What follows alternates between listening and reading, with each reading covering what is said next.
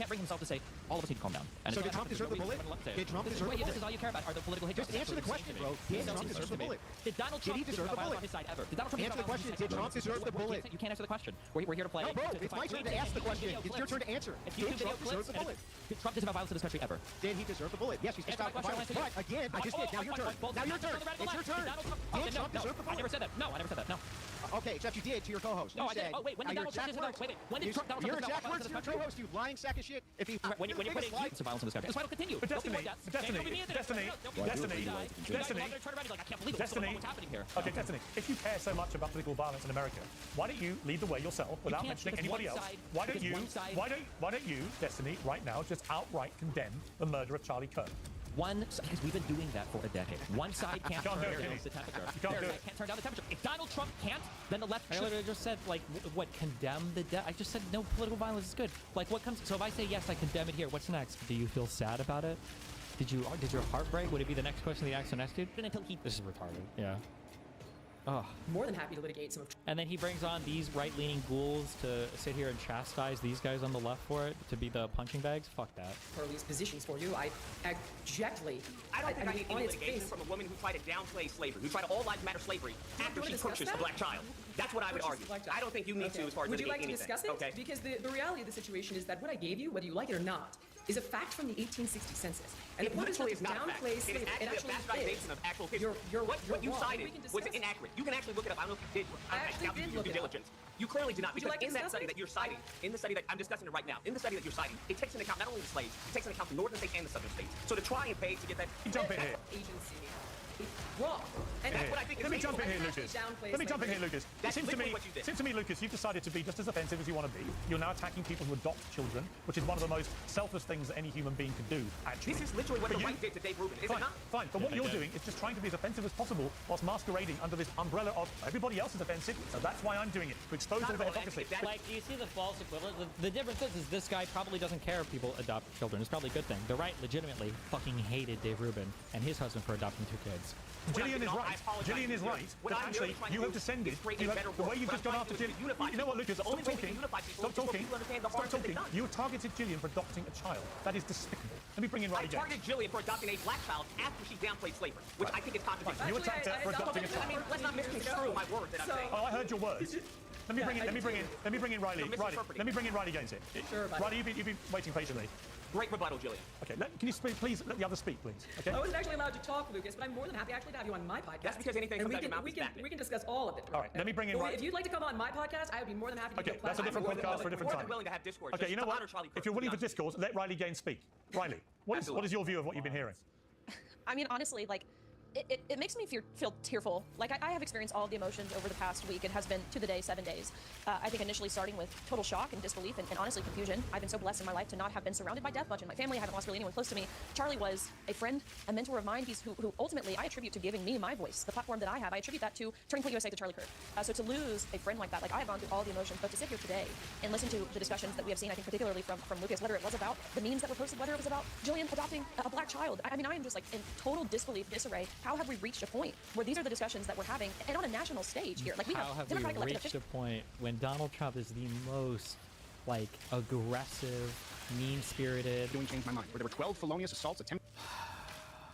What did he say to Crowder? Wasn't he mean to Crowder when Crowder was talking about, like, we need to be violent? Or was he not? He said battery and attempts on my life, and I know quite a few, and many I don't, of Charlie Kirk. I want to be clear, I want those on the left to speak freely and to be able to host their events with minimal security as they do now for the rest of their lives. Just as surely, I want them to be deathly terrified of showing up and acting with the increasing violence as they have at our events. And that goes both ways. Hey, if there's a spat of right-wing violence that's spreading across this country, treat those people the same way that we treat yours. But you won't find it. And let me just address a couple of things. What I think leads to violence. They'll try and blame it on Donald Trump. They'll give us a bunch of reasons. Let me be really clear here. Joe Walsh will say that this is an overreaction. He said that yesterday. He doesn't understand why this is a big deal. That's untrue. He will say that statistically more violence comes from the right. That's provably untrue. He's been stating for days that the shooter was in fact not a leftist, and we didn't know. That's provably untrue. He will create a false equivalency between Charlie Kirk and the murder of the Hortmans in Minnesota. That's provably untrue. And finally, he will place blame, as the left and the spineless right does, for all of this on Donald Trump, conservatives, rising figures, and the rhetoric for temperatures in this country. That is provably untrue. Donald Trump ran on Law and Order and won because of leftist violence. All of this, let me finish with this. All of this is by design, so the left and spineless right can make this conversation about conservatives responding to the cold-blooded terroristic assassination and gleeful celebration thereafter of a young man who did nothing more than sit down at a table and allow anyone to speak their opinion. And I know what it's like because I was in that spot. I started it, and Charlie cited it as inspiration. If I could change one thing, and I do believe that I'm partially responsible for this, I failed people. I've had to do a lot of soul searching. When I did change my mind and started in 2016, the idea was, hey, calling the left on their bluff, civil dialogue with anyone to the tune of billions of plays and hundreds of I remember watching those, yeah. microphone. I don't know. I feel your anger, I feel your hurt. Sitting down at a table and allowing anyone with a thought or opinion to discuss it rationally, would that bring down the temperature? Because they took his life anyway. Listen, I know you knew Charlie Kirk well. I feel your passion, I feel your anger, I feel your hurt. It's a painful time. I think everybody on the conservative right in America, it's a very painful time. And I feel that. But in the interest of fair play, which Charlie Kirk would want, we have got the former Republican congressman and the host of Social Contract, Joe Walsh, joining the debate. Exactly what Charlie would encourage, I think, which is, Joe, you've just heard a very uncensored... Is this where he gives in the first minute here, where he gives the unhinged thing of like, we need to stop being charitable and use as much violence as possible? Hold As on. you know, a lot of people believed you were advocating for a violent response. You've clarified that now. And people are saying, is that a sincere clarification, or have you just calmed down? It wasn't a clarification. It was a repeat. And I stand by it. I am advocating for lawful, maybe let me clarify, ruthless violence in defense of us and our own. If you give me 1.5 minutes, I can make it crystal clear if we need to. What you're seeing with Charlie Kirk is what got through. Charlie Kirk lived under a cloud just as I have. It's the reason that I stopped doing Change My Minds, where there were 12 felonious assaults, attempts at battery, and attempts on my life, and I know quite a few, and many I don't, of Charlie Kirk. I want to be clear. I want those on the left to speak freely and to be able to host their events with minimal security as they do now for the rest of their lives. Just as surely, I want them to be deathly terrified of showing up and acting with the increasing violence as they have at our events. And that goes both ways. Hey, if there's a spat of right-wing... No problem. Good memes. This is what the one lady said about slavery.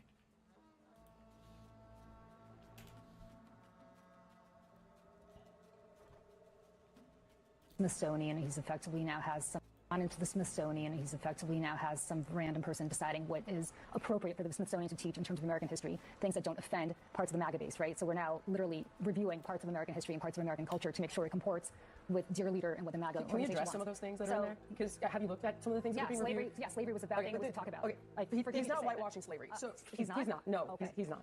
And you cannot tie imperialism and racism and slavery to just one race, which is pretty much what every single exhibit does. But let's talk about the fact that when you look at slavery, let's talk about the fact that slavery in America was... Do you realize that only less than 2% of white Americans own slaves? It was a system of white supremacy. You realize that slavery is thousands of years old? Do you know who was the first race to try to end slavery?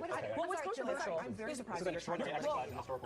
I'm really surprised. Do you realize that... Jillian, I'm surprised that you're trying to litigate who was the beneficiary of slavery and I'm who not. was not. What I'm trying to tell you is in the context of American history, in the context of American history, what are you saying is incorrect by saying that it was white people oppressing black people? Every single thing is like, oh, no, this is all because white people bad.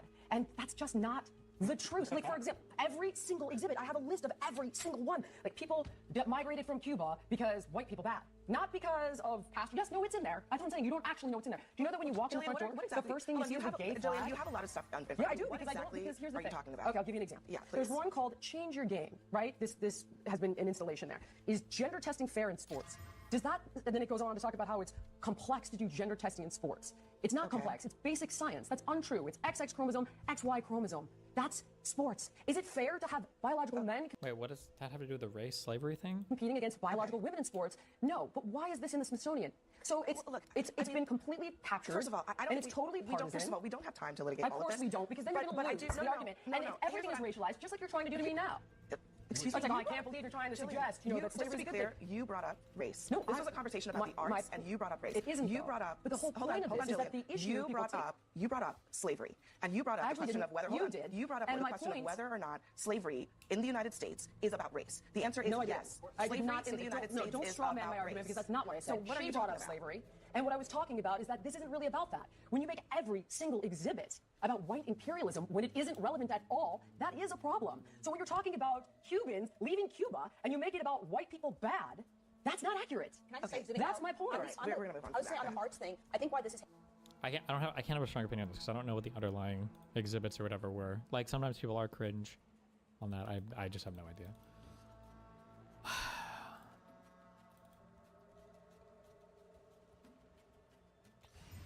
Nice ad, thank you. Can't see. Michigan church shooter was a Marine veteran who White House official says hated people of the Mormon faith. Is this true? New details are emerging Monday about the gunman in a fatal attack on the Church of Jesus Christ of Latter-day Saints in Michigan. Thomas Jake Sanford, 40, drove his vehicle through the front doors of the church and fired multiple rounds from an assault rifle during Sunday services, authorities said. Sanford also apparently used gas to start a fire at the church, officials said. Grand Blanc Police Chief William Rain said officers were on the scene within 30 seconds after a 911 call and fatally shot Sanford, who killed 4 people and injured 8 more. Sanford served in the U.S. Marines from 2004 to 2008. He's an Iraq war vet. White House spokesperson Caroline Leavitt said on Fox Monday morning that FBI Director Kash Patel told her Sanford hated people of the Mormon faith.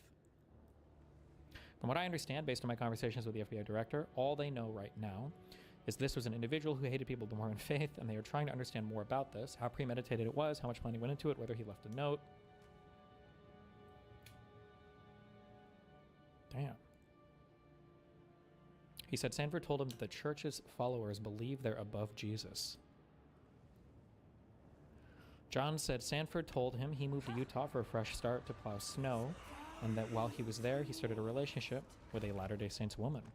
Johns recalled Sanford telling him, they wanted me to get rid of my tattoos, they wanted me to do all this stuff, and I wouldn't do it.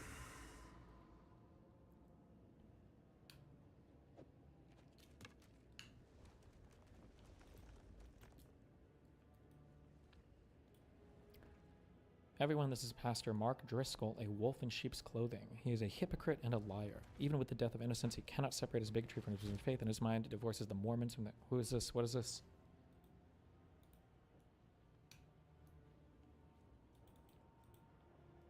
Supposedly, the shooter followed this guy on Facebook.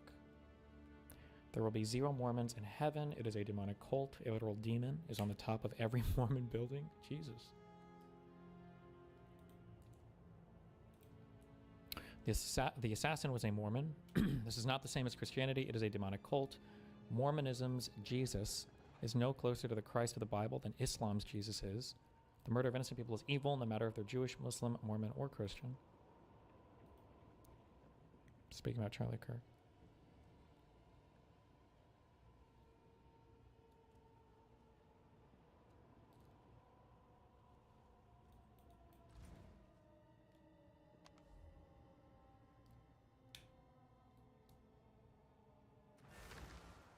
Damn. Yes?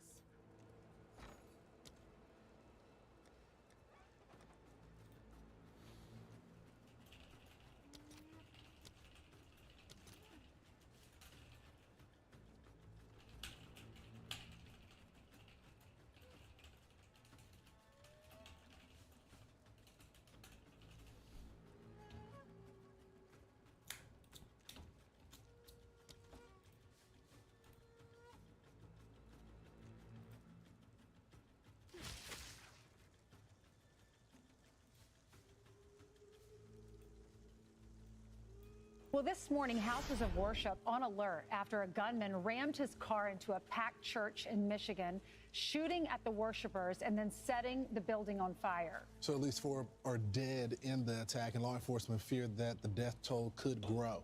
White House Press Secretary Caroline Leavitt joins us now to react from the...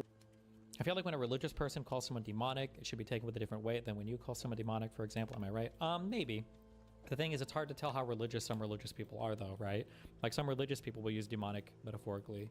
Some might use it seriously. I don't know. It's hard to say. The White House. Caroline, we all watched this in horror yesterday. Is there anything that you've been briefed with that could move this story forward to find out what the motive might have been? Well, first of all, I want to express our sincere condolences to the victims and their families and all of the members of this church who were gathering on a Sunday in the United States of America to worship Jesus Christ. And a crazed gunman rammed his truck into the church and started firing at these innocent Americans. And our hearts break. The president was very quick to put out a statement completely condemning this and assuring the American people that the FBI is on the scene. And I spoke with our FBI director, Kash Patel, bright and early this morning. He assured me and the American public that the FBI is currently executing multiple search warrants at the residences and the family homes of this perpetrator to try to get to the bottom of why he would commit such an act of evil. And the FBI is working with both state and local law enforcement, providing the full support of the federal government. And I just want to commend state and local law enforcement for their swift and incredible response. Local police officers were on the ground of this scene within minutes and neutralized this shooter, no doubt saving lives. And they should be commended. Our police officers are heroes, and this president will always respect them and support them. They definitely were. They were there in 32 seconds, Caroline. What did the FBI director tell you about the shooter? What do we know? What we know at this point in time is that he was a member of this Michigan community, that he is a veteran of our United States Armed Forces. He served in the United States Marine Corps in Iraq. His family is cooperating with the FBI, and so they are currently trying to dig in and get to the bottom of why he committed this heinous act of violence. It's unfathomable. And as the president rightfully put, listen to the framing on all of this. Of this Michigan community. Shooter, what do we know? What we know at this point in time is that he was a member of this Michigan community, that he Member of a Michigan community, okay. is a veteran of our United States Armed Forces. Veteran of the military. He served in the United States Marine Corps in Iraq. Marine Corps in Iraq. His family is cooperating with the FBI, and so they are currently trying to dig in and get to the bottom of why he committed just this heinous act of violence. It's This heinous act of violence. unfathomable. And as the president, Unfathomable. right? We have no clue why. Nothing, right? Notice the unwillingness to speculate on any of this. But on the Charlie Kirk shooter, immediately it was a leftist. Immediately we knew why he did it. And then after digging and digging and digging, now it's, oh, he had a trans roommate. Maybe. That's definitely why he was radicalized. Definitely why he did it, right? Immediately we know the answer there. But on this, absolutely no speculation. Put in his True Social yesterday, this appears to be yet another targeted attack on Christians. And the Trump administration is fully committed to not only investigating these crimes, but prosecuting them to the fullest extent of the law. Also, do most people consider Mormons Christians? I mean, they are technically, but they also have like their own book, right?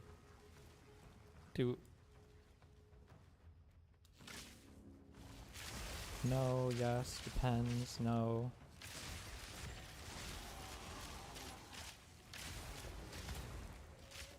My ex-Mormon friend said yes. Very religious Christians don't consider them Christians.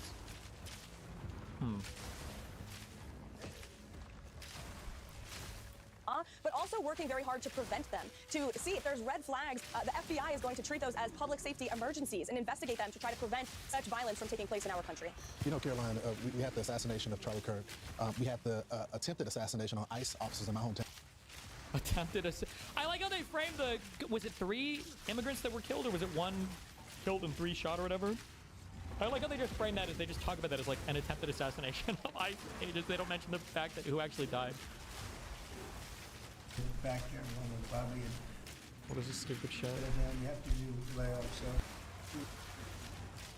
More executive orders. Wow.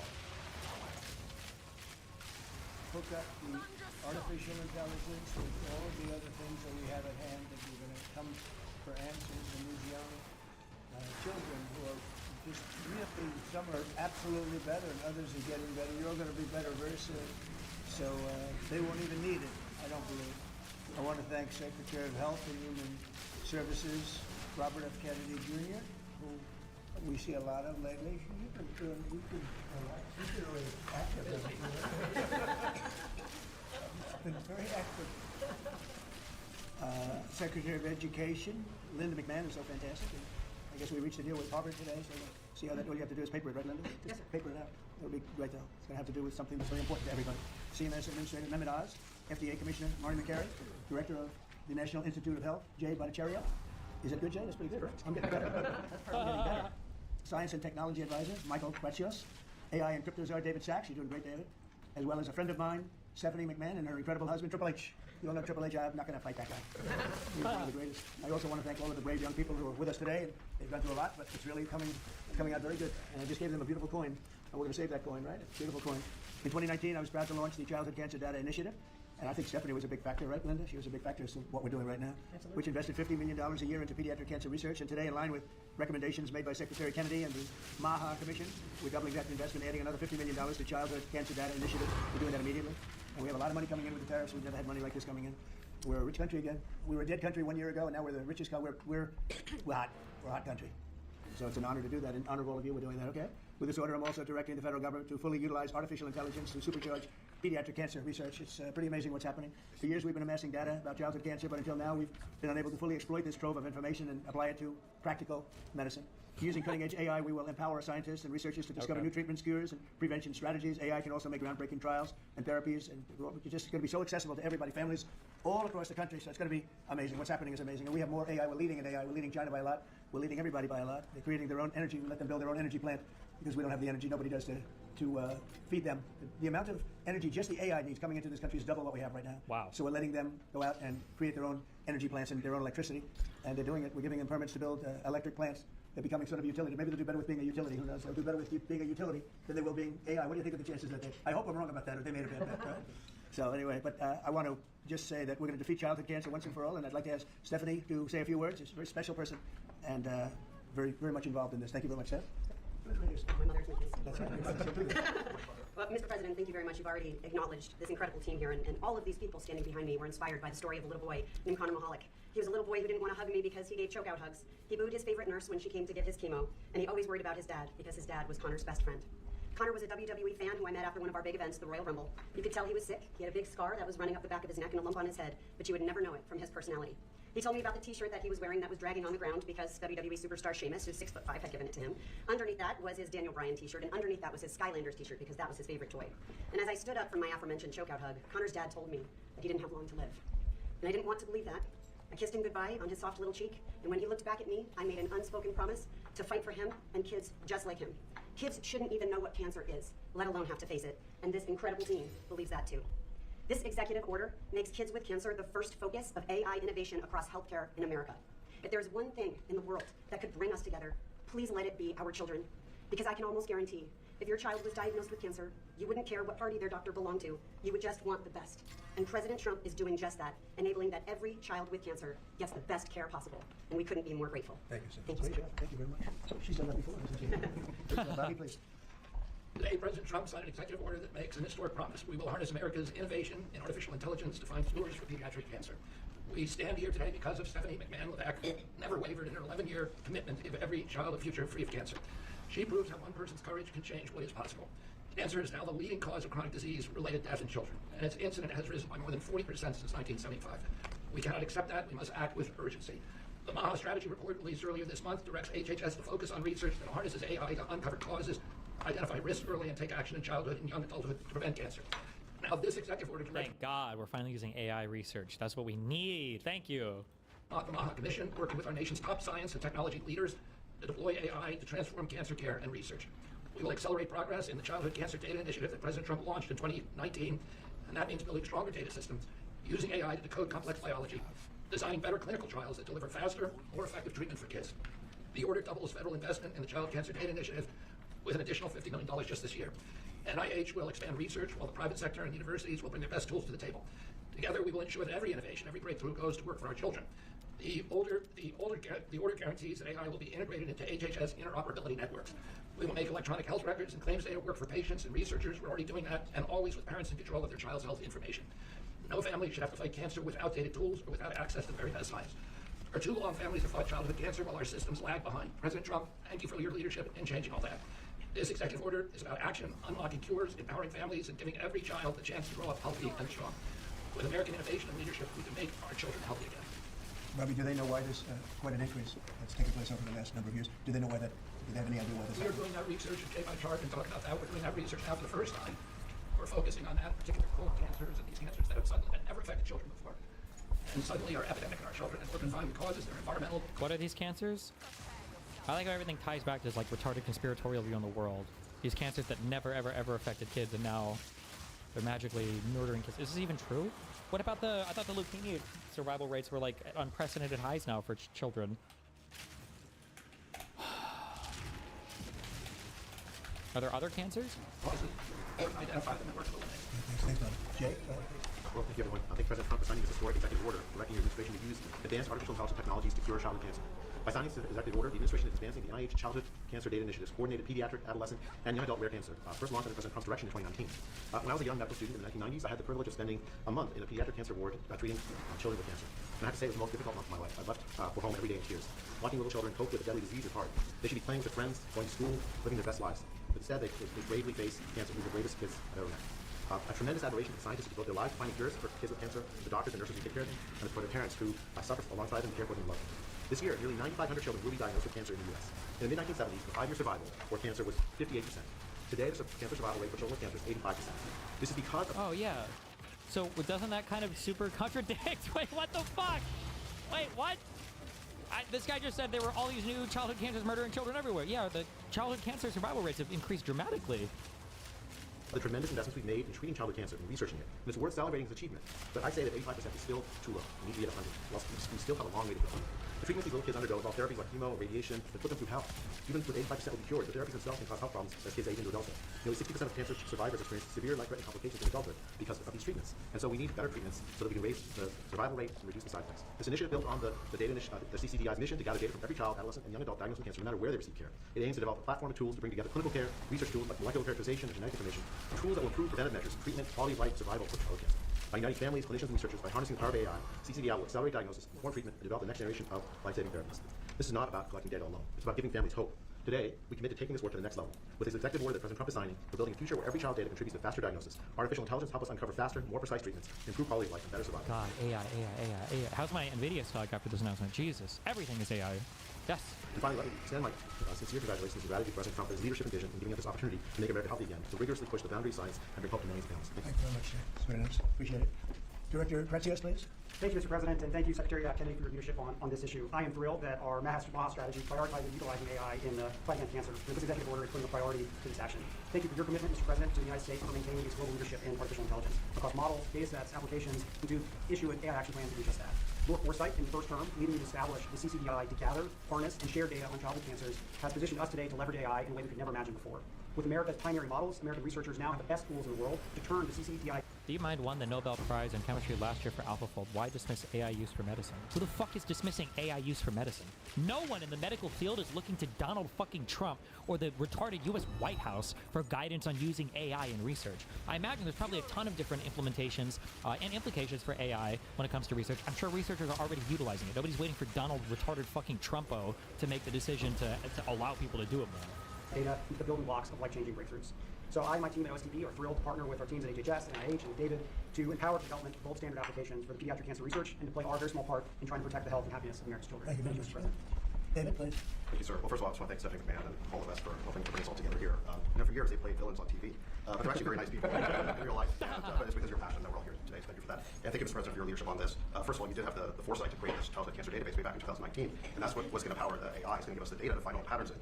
The other thing you've done is you've made it your policy of this administration to support innovation, support infrastructure, support energy. Because of that, we have an AI boom going on right now. 4.8% growth rate in the last quarter in GDP, and a big part of that's because of the AI boom that you've unleashed. So thank you, sir, for doing that. And I think that we can see today that this AI boom is not just going to be about dollars and cents, but about saving lives as well. We're going to get some miraculous cures out of this. So thank you to everyone who's here today. Thank you. We just had a meeting, and Oz was at the meeting, and really was a dominant factor along with Bobby. And maybe you could just say a couple of words about our past meeting where we're going to be lowering drug prices by 50, 100, 200, even 500%, even 1,000. We have 1,000. How has nobody corrected him on this stupid percentage thing? Is he really that surrounded by sycophants that nobody will say, hey, Trump, when you say lowering prices, giving percentages that are like over 100 doesn't really make sense there, Chief? Like nobody's taken the time to tell this to him? Or And also, we have one coming up next week, a big one, 1,000% reduction in price. Do you want to give just a couple of words on that? This is my president. Oh my God. It's a historic day. For the first time, we've had the magnitude of give from the pharmaceutical industry.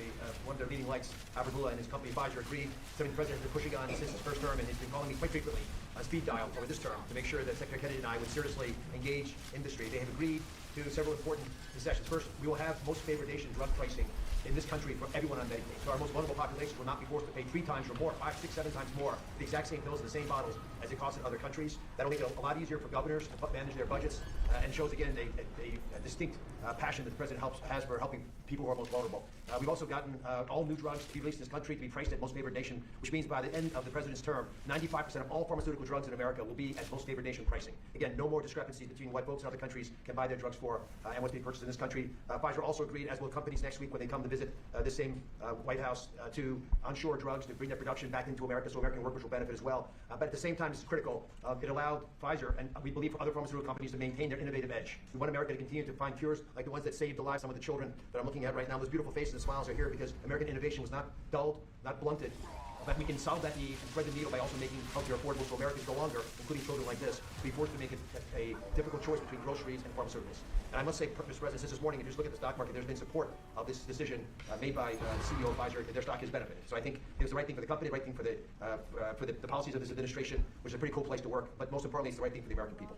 Thank you very much. And maybe we'll just finish it off with Linda because she's been such an incredible cabinet member and done such a good job. Maybe you want to say something about your unbelievable daughter and son-in-law because they worked very hard on this. Well, thank you, Mr. President, for the opportunity to do that. I don't think that any mother could be any more proud of all of the efforts that Stephanie's made to support also Paul. Stephanie first talked about this 10 or 11 years ago after Will Connor. And I remember one of the things that she said to me was, I really would like to somehow convene the people and the scientists who think outside of the box, because research is done in very standard terms. You do this, and yes, you have to do that. But she said, I really would like to tap into some of the most creative and inventive minds in the country to be able to look at research differently for pediatric cancer. And she did that. It took her about 10 years, and she kept tapping in and calling people, being pretty relentless about it, driven herself by a mother's heart. And I couldn't be any more proud of the work she's done. I'm happy to stand by and be a supportive mom and be very proud of her today. Thanks. Good job you're doing. Thank you very much, Linda. Okay, any questions, please? Mr. President, as we inch closer to a government shutdown this morning, you said you might do a lot of layoffs. If DOGE is already reducing the federal workforce, why is it necessary to link more federal jobs cut to a shutdown? Well, the Democrats want to shut it down, so when you shut it down, you have to do layoffs. So we'd be laying off a lot of people that are going to be very affected, and the Democrats, they're going to be Democrats. As you know, this country... Firing people because of their political party? What? How does that even make sense? Okay. No country can afford to pay for illegal immigration, health care for everybody that comes into the country, and that's what they're insisting. Where did this new retard talking point come from, by the way? I always try to figure out, like, whose brain they took out of a microwave last and inserted it into some Republican talking head. Where did this point of, like, Democrats want unlimited health care for every illegal immigrant? I've heard this pop up over the past, like, I don't know what, like 2 weeks maybe? Where did this come from? And obviously I have an obligation to not accept that. That would affect everybody. When I see what we're doing with AI and all the plants that are opening up in the country, $17 trillion is coming in. If you compare that to Biden had in 4 years less than $1 trillion. We have 17 trillion, more than that. I think it's going to be much more than that, David, by the end of this year. I think it's going to be far over that. It's a record. It's already a record in 8 months. It's a record by a lot. And so we're doing well as a country, so the last thing we want to do is shut it down. But a lot of good can come down from shutdowns. We can get rid of a lot of things that we didn't want, and they'd be Democrat things, but they want open borders. They want men playing in women's sports. They want transgender for everybody. They never stop. They don't learn. We won an election in a landslide. They just don't learn. So we have no choice. I have to do that for the country. Yes? You mentioned a deal with Harvard, Mr. President. What is that deal? Will they be paying the administration? Well, we're in the process of getting very close, and Linda's finishing up the final details, and they'll be paying about $500 million, and they'll be operating trade schools. They're going to be teaching people how to do AI and lots of other things. Engines, lots of things. We need people in trade. We can have AI trade school. What the fuck?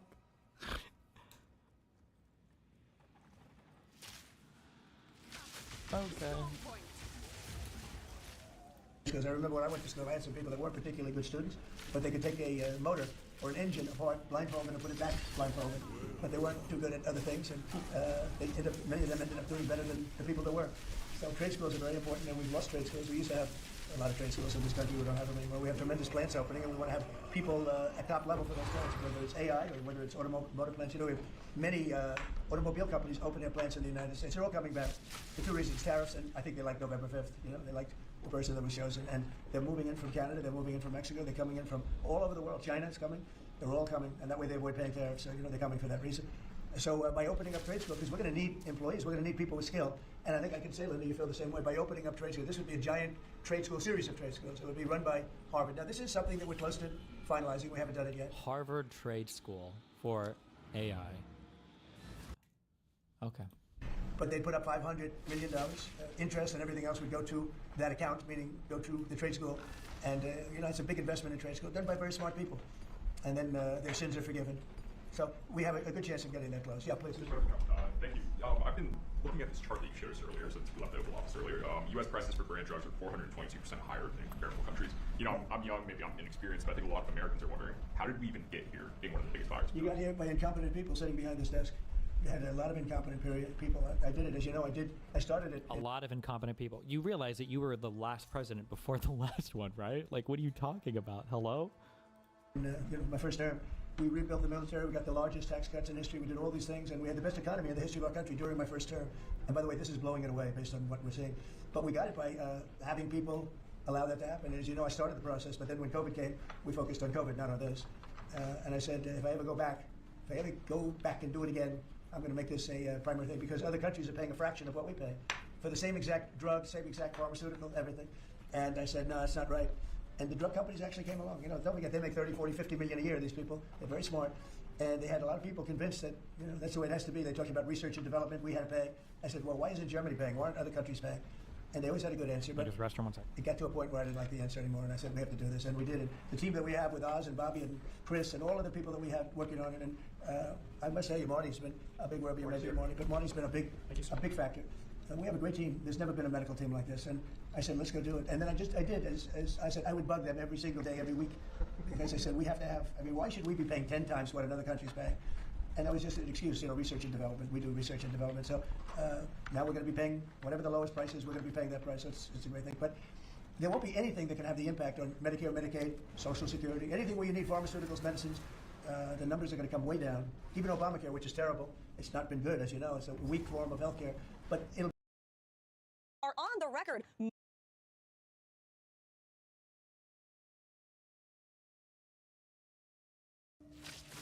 So, a few, oh man, maybe like it was like a year or two ago now, you spoke about medication briefly and likened it to drugs and alcohol.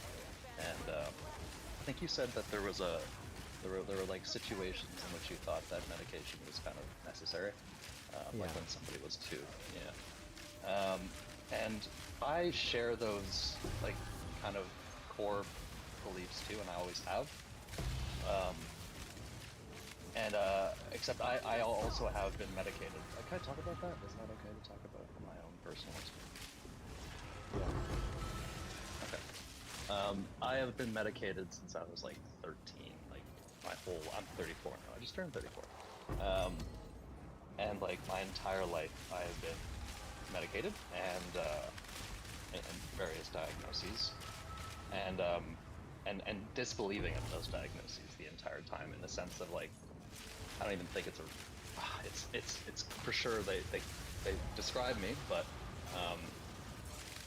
I think I have a similar perspective to you, in the sense that it's like it's this holistic sort of realm of mental health.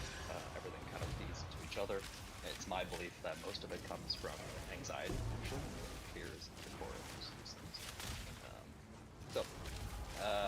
I am now in a position where I have to decide to go back on I went off my meds like a year ago because I was feeling better.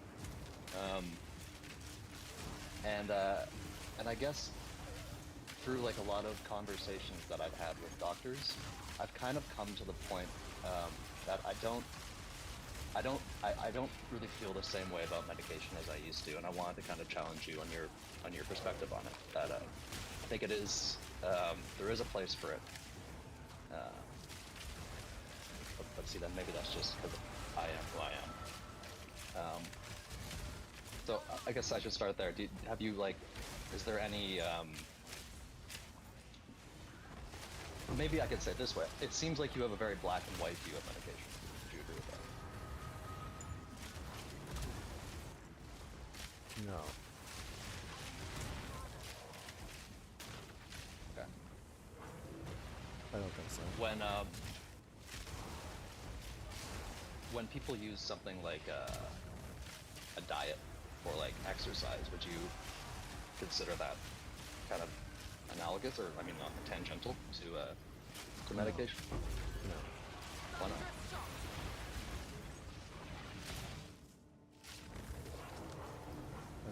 Because medication,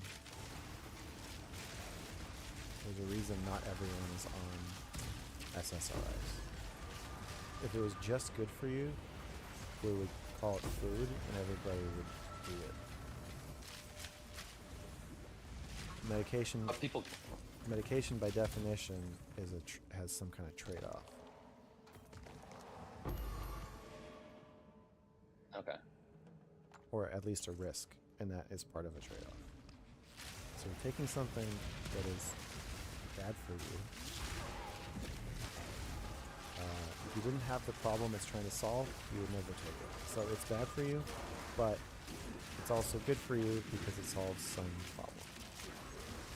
And my kind of challenge to the standard view of medication is to deconstruct the problem as systemic or as an interaction with the environment, and sort of audit the environment as like this.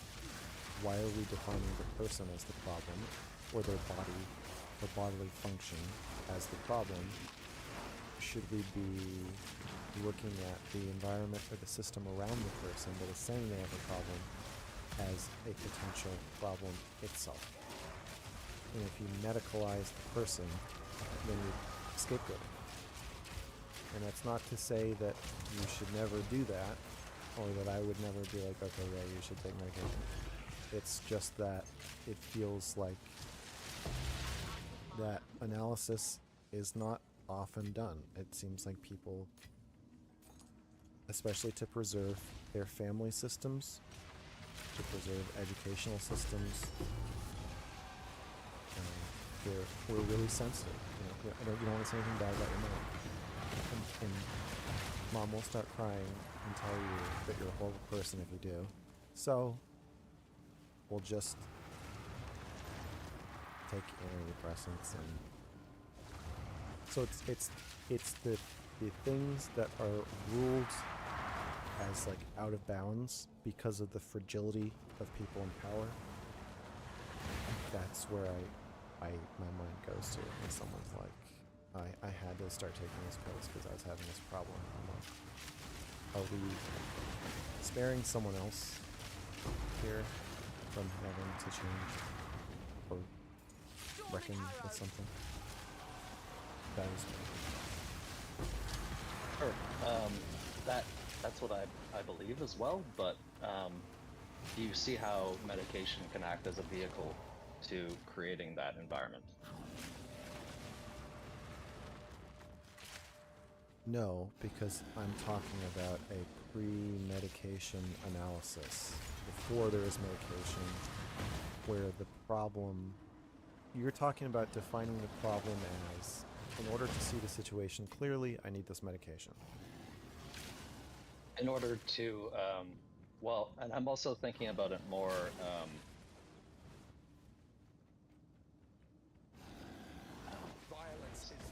it can be very confusing when you are, yeah, like, I think you're talking about dysfunctional. I think you're talking about medication helping to orient you so that you can make the analysis I was just talking about. Yeah. Yeah. Okay, but exactly. but by introducing that idea, you are now creating another problem that you're solving with medication, which is disorientation. So again, sure.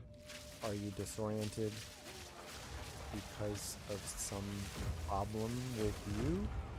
Or are you disoriented because the situation or environment is inherently disorienting?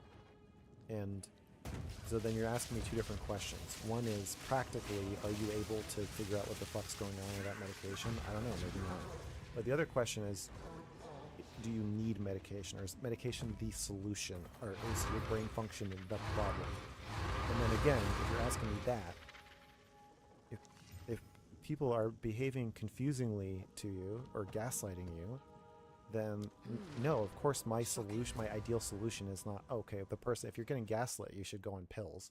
My solution is that the system has some kind of problem, that it's hard to say the problem is the person who's being gaslit. But those two things can exist at the same time.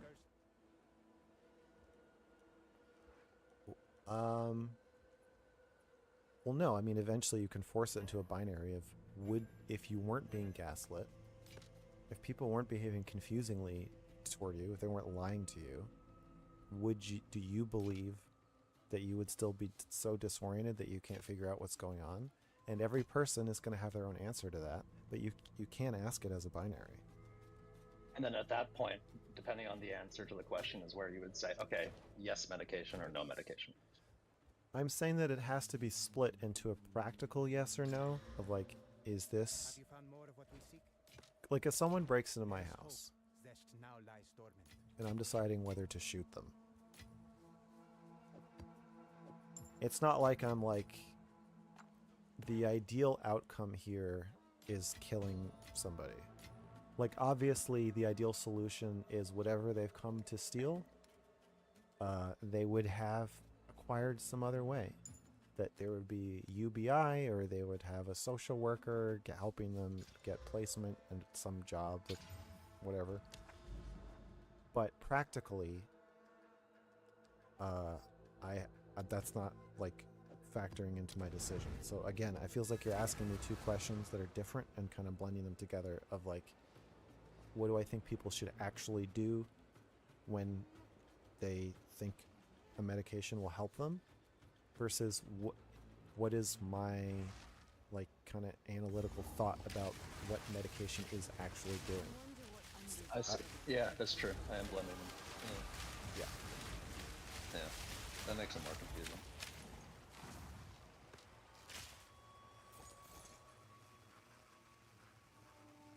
And so it ends up with it sounding like I'm telling people who practically their backs are to the wall and they're non-functional and desperate, and I'm telling them, well, because of my philosophical beliefs about this, I advise you against taking your medication, which is not what I'm saying.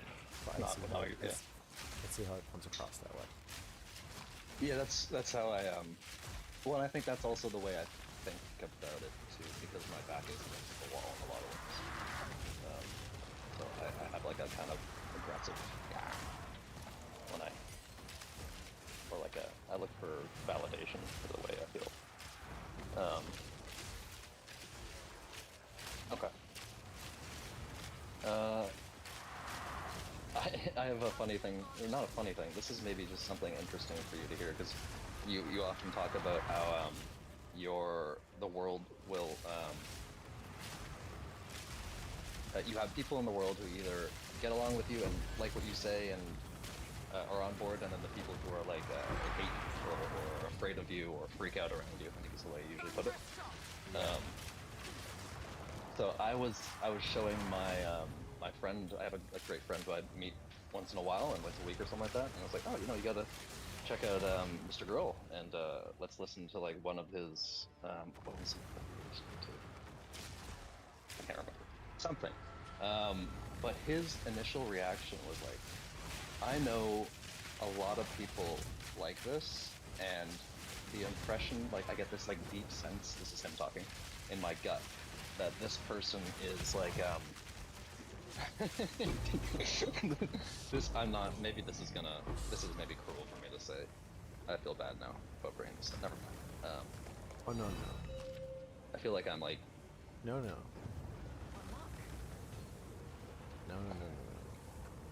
Yeah. He was just basically No. saying, Where like, the fuck did he say?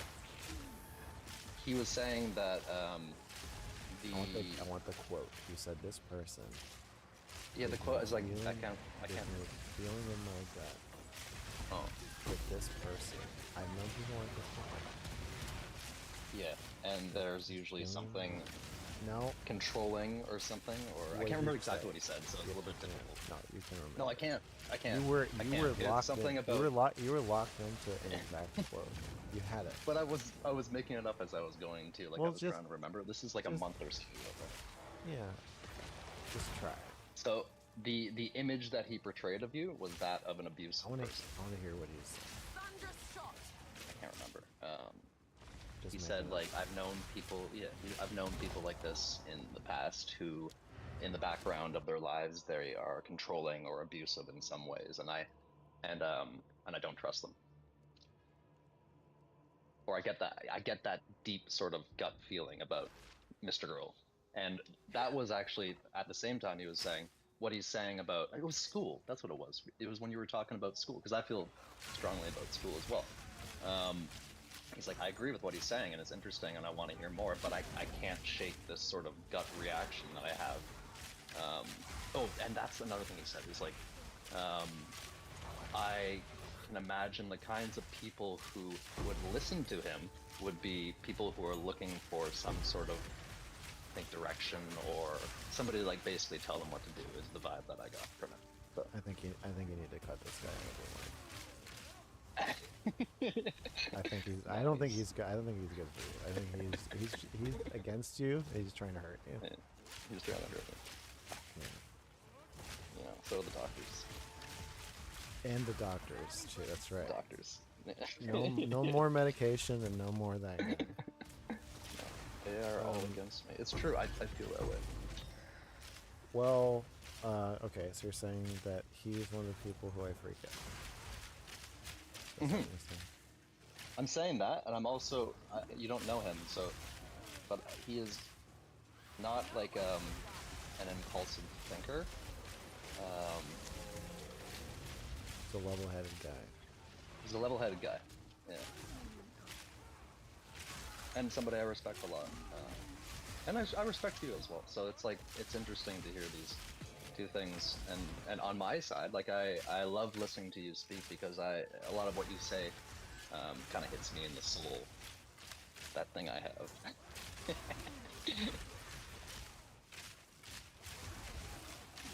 Yeah, some people.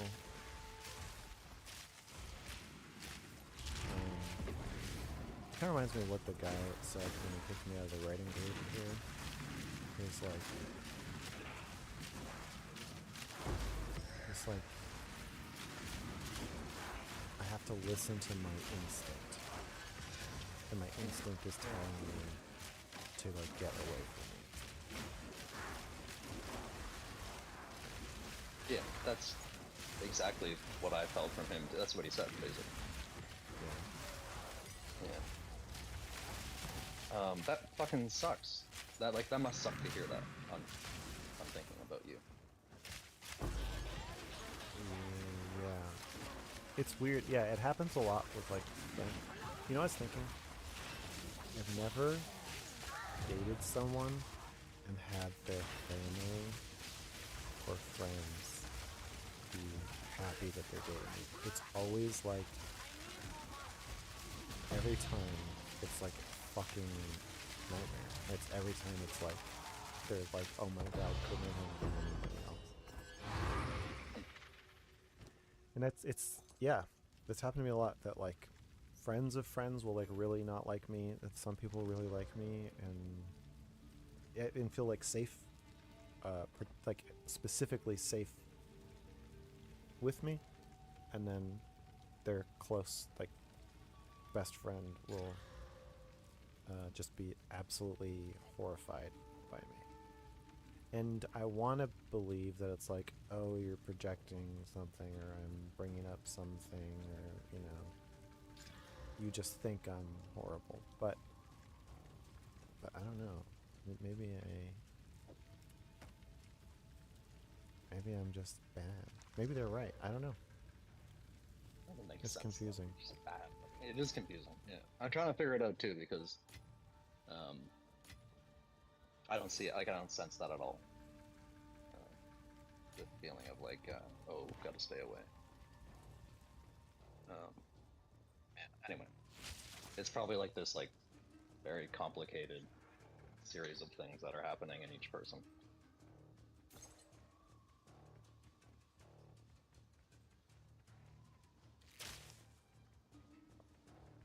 I don't know. I don't know either. I don't really understand it. I don't think it's really worth understanding if it's that complicated. Very, very high chance to succeed. Once again, you pick these quivers off the ground, eye level 75 or higher, that's the bare minimum you need, and eventually you will hit something like this, where you have a tier 1 suffix and a tier 1 prefix when you start using augs and perfect transmutes.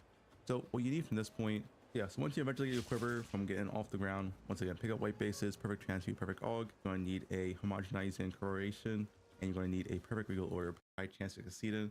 Once again, you pick these cheaper, looking for a usable suffix, so critical hit chance, critical hit damage, attack speed, or a +2, and then a good prefix, so any tier 1 flat or increased projectile speed. These are the two outcomes you want to make your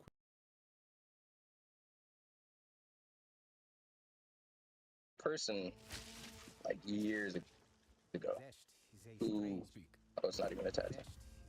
There was a person years ago who went on Destiny's stream, and he does these sort of casual call outs where it'll be like, disagree with me on my take on why cheese pizza is better than pepperoni, or why Star Wars 1 is Star Wars 2. And in this video, you can see it in real time, the same foundational tactic that he's implementing here that's not working because too many people hate him. But he goes on a 1.5-minute long bit with this guy in a video about something as simple as when the weekend after next is. which to a sane person, you'd say, this week is this weekend, the weekend after that is the weekend after next. He has an ability to, it's not manipulation so much as it is, have you ever done a talent show before? A talent show? A talent show, yeah. No. Okay. Well, I assume when you first came onto the scene, maybe your first live stream or whatever, there was a degree of self-doubt being in the spotlight with this sort of planet of audience that had now come into your liking, but with some kingmaker determining who's right and who's wrong. You call it narrative control, yeah? I didn't have self-doubt? Yes. No? I don't think so. Okay. Maybe it's not you then. I have self-doubt, just I don't think I felt self-doubt about streaming. Okay, that's cool. Destiny is able to have sort of a reverse, I think he calls it Emperor has no clothes, but he'll convince you that the Emperor with clothes on actually doesn't have clothes. And as bad as the effects of this have borne out to be in this particular instance, when you're able to mass indoctrinate your fan base or community into believing that a 15-year-old and his father are essentially fair game and sort of a vigilante justice. You're talking about his plan to kill the DDoS kid and his father because he was interrupting his streams. Personally, I would use like conspiracy to commit double homicide if we're being super specific, but sure. Because when we say plan to kill, it's not like, girls dating a guy. Literally plans like, to kill. Actual addresses, times, who knows what. Yeah. Can I ask you another question? It's related. You haven't asked me any questions. Oh, well, where's another? Okay, then I'll ask you the first question. Okay. Do you think Destiny's killed people before? I have no idea, but I think he would. Okay. My point is, I don't think he actually is a psychopath.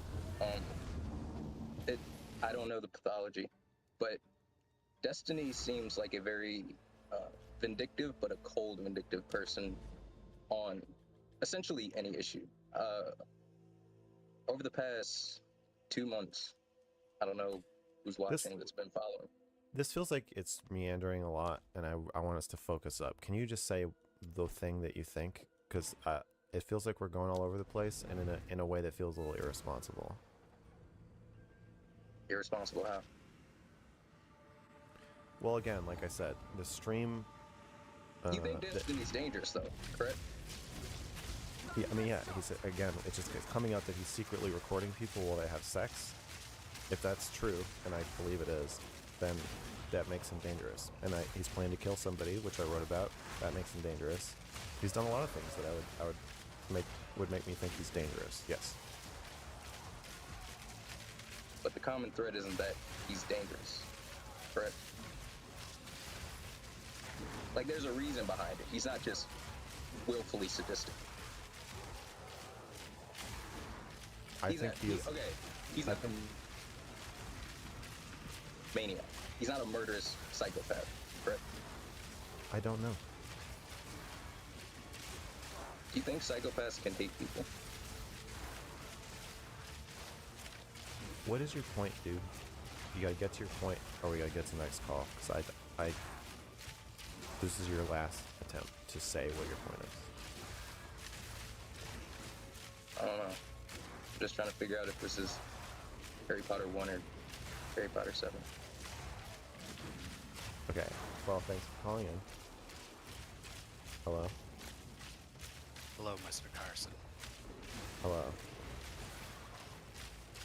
So Destiny is a criminal, and Benny is right. All of his fans knew and they didn't care. So the rest of this... He's never been charged or charged with a crime as far as I know. So I don't know if we can call him a criminal, or he's never been convicted of a crime. I believe he's self-admitted to things that are a crime. Is that not the case? Saying you did a crime doesn't make you a criminal in a journalistic sense. True. I can see that. So I want to talk about orbits. Okay. And the rest might have already occurred to you, so interrupt me if I'm talking shit that you already know. Okay. But like I said, Benny is right. All of his fans don't care. The real ones, the ones that post on Reddit all acting all shocked, are either faking or something's. And this means to me that he gets to keep having a stream, and he gets to keep having influence. It's possible he even gets invited onto things in a couple months. And I want to talk about attacking his orbiters. I think you should keep doing that. I think his orbiters are accessories to criminal behavior, and that one of the ways you can permanently harm him is to make it seem unattractive to be a Destiny orbiter.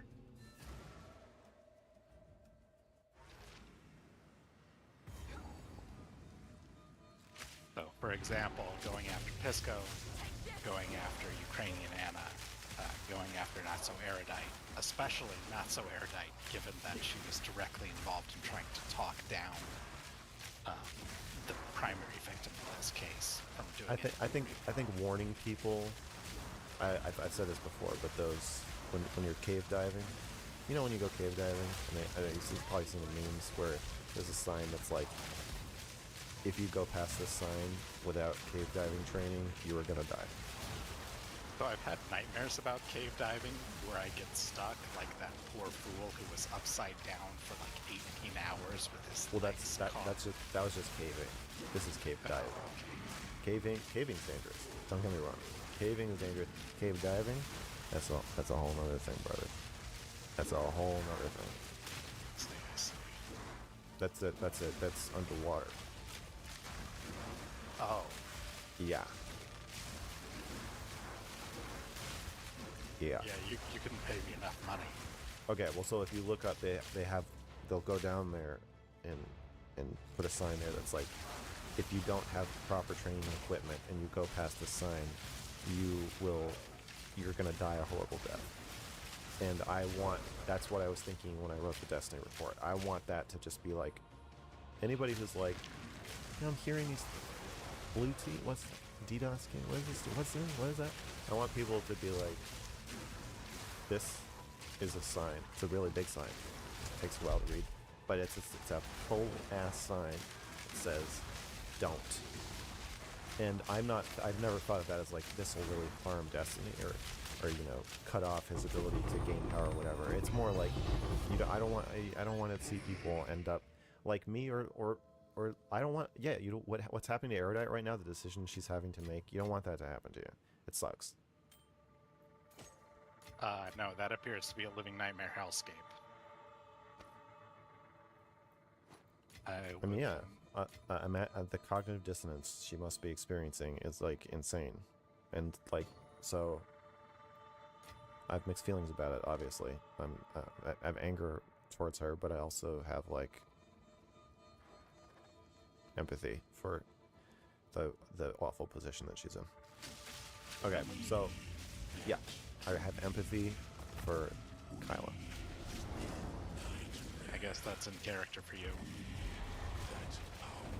So the other thing, sorry, were you going to bring something else up? No. So the other thing I want to talk about is your orbit.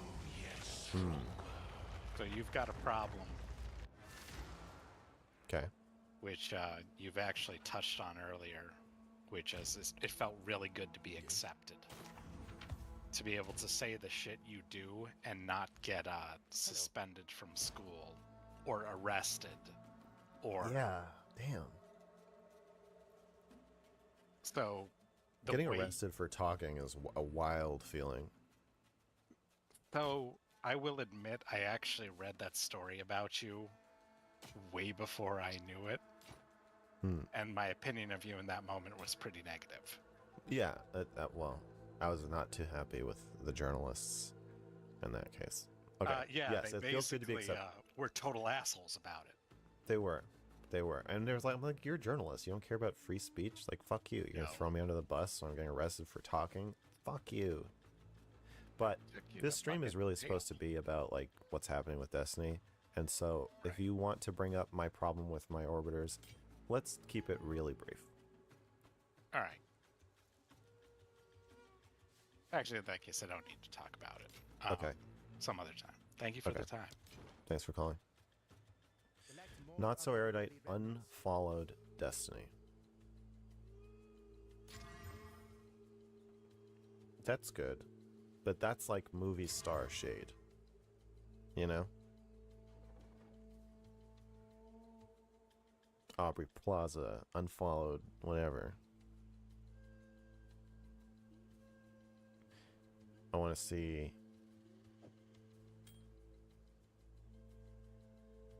a clean break. A concise statement that does not mention President Sunday or anyone but Destiny and possibly some victims.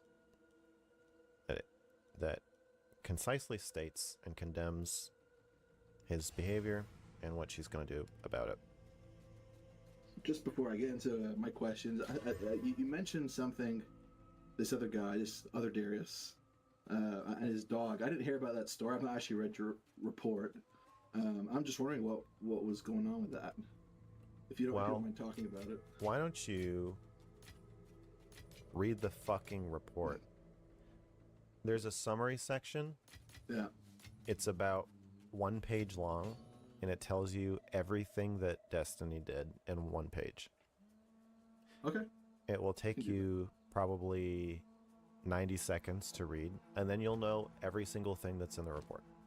And then, if you want to know the details about any of those things, there's a link at the name of each story. You can click that, and it'll take you right down to the section. And I think the Darius section is probably 4 pages or something. So that'll take you another 5 minutes to read. Okay, sure, yeah. I'm awful at reading, so I've never had a chance to read your report. But yeah.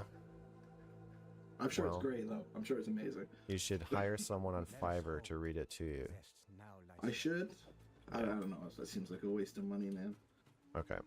Okay, well, so I'm kind of like a white blood cell for you on Twitter, I guess. Don't do that. I know. Well, I know. I get it. I hate that I do it, but I do it anyway. Don't. No, I know. But anyways, it still happens. Okay. Not as much anymore, though. I'll give you that. But I'm just wondering, like, so a lot of when this whole story broke, everyone, they're saying that the report has been vindicated, and a lot of the Destiny fans have been kind of saying, "Oh well, no, the report's still false. It's not true. This doesn't prove Max's point," and all that stuff. I'm just wondering what your response is to that, and what do you think they're getting at with that? I think that when I started researching and started trying to do interviews, Destiny forced me to announce that this was happening, or he announced it, and then I was forced to explain it. And the best explanation I had was a cycle of behavior that had been pointed out to me that resonated with what I had observed, that there was a systemic abuse of orbiters and people who work with Destiny. And part of this abusive cycle is that he gets in sexual relationships with women who are then later humiliated on stream. And I think that they took that to mean that the report that I would write after interviewing 35 people 4 months later would be about that entirely. And I think they think the report is like super interpretive, that it's about like my ideas about Destiny. It's really not. I think there's almost no testimony. I think it's all just based on screenshots and recordings. The interviews I did were mostly about getting people to give me screenshots and recordings, and getting people to tell me their perspective, make sure I'm not like misunderstanding stuff. Although, you know what, there is some testimony. That's not true, but it's kind of like, I'd say they're more background interviews or sourcing, where it's like I'm just making sure that I get it, and I want to get it right, get it accurate. So yeah, the report is like as close as I can get to like, obviously it does have some of my opinions, especially about what myself and like the system and how things work, and their thesis at the beginning, like the 4 main criticisms of Destiny, are laid out. So it does explain like why I'm making these criticisms, but the report is not like me being like, no, like this theory I had, which I still think is kind of true. I do think that happens, but I broadened the scope of like, it's really about platform abuse and how Destiny uses the power he gets from his platform to abuse individuals. What is it? Yeah.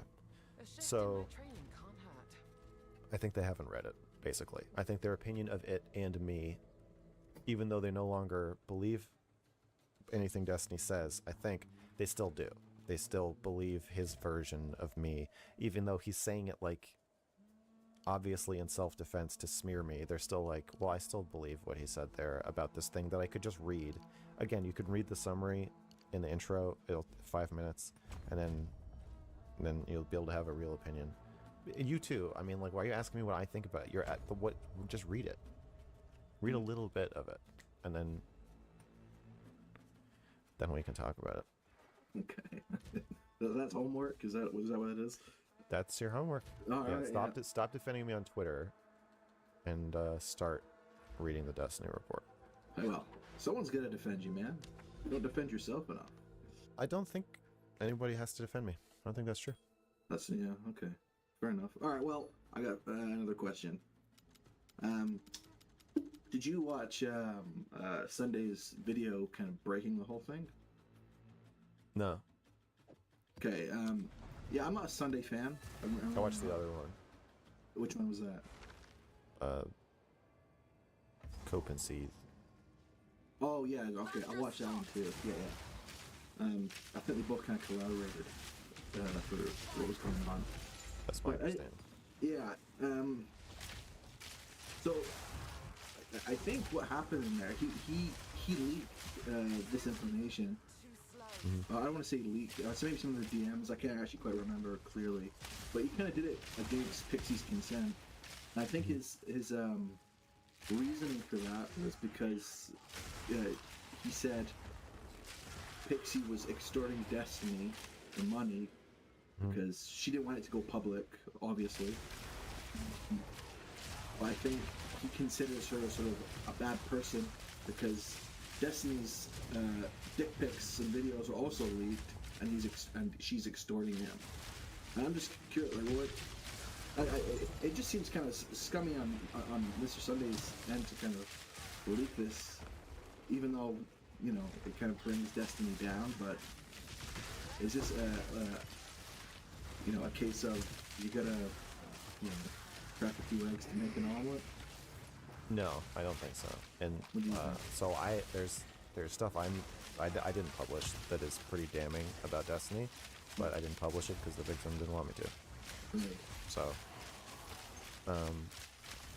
no, I don't think you should out victims against their wishes unless they are also somehow complicit, or like if it turned out that Destiny had done this to Erudite. And then Erudite is like, oh, Pixie, let me help you work this out. But she knows that he's done this to her, and he knows he's done it to. She knows he's done it to other people. In the process of outing that, then I might out Erudite as a victim, hypothetically, if that were the case. Because you can see how then she's not just a pure victim. But if somebody's purely a victim, No, like then again, yeah, Pixie after this starts trying to negotiate settlements with other people. Then I think it's worth saying, yeah, this happened. But so what do you think of Pixie? Well, I'm sorry, not that. What do you think of Sunday accusing Pixie of extortion? I think that is pretty unfair. Just because, like, yeah, it just seems like a bit of power imbalance. Yeah, I think that if Pixie had a copy of the sex tape, and then she goes, "I'm gonna leak this sex tape if you don't give me $1 million," that's extortion. I'm gonna go public with this information if you don't make it right. And obviously she's like, you know, in the DMs you can see she's muddling through it. She doesn't know how to handle the situation, and nobody would. Yeah. Your life is crumbling around you. My experiences with feeling sexually victimized or sexually assaulted in various situations that I've been in, the first thing your brain does is try to come up with a way that actually you're okay with what's happening. And then when it is unavoidable that you're not okay, you start minimizing and trying to come up with the way to fix it, to make your cognitive dissonance, your bad feelings of violation go away. And one way to do that is to align with your abuser and to talk about the problem or the act as though it is someone else's fault, not the abuser's fault. So you see that with her DMs with Destiny, where she's like, well, this thing happened.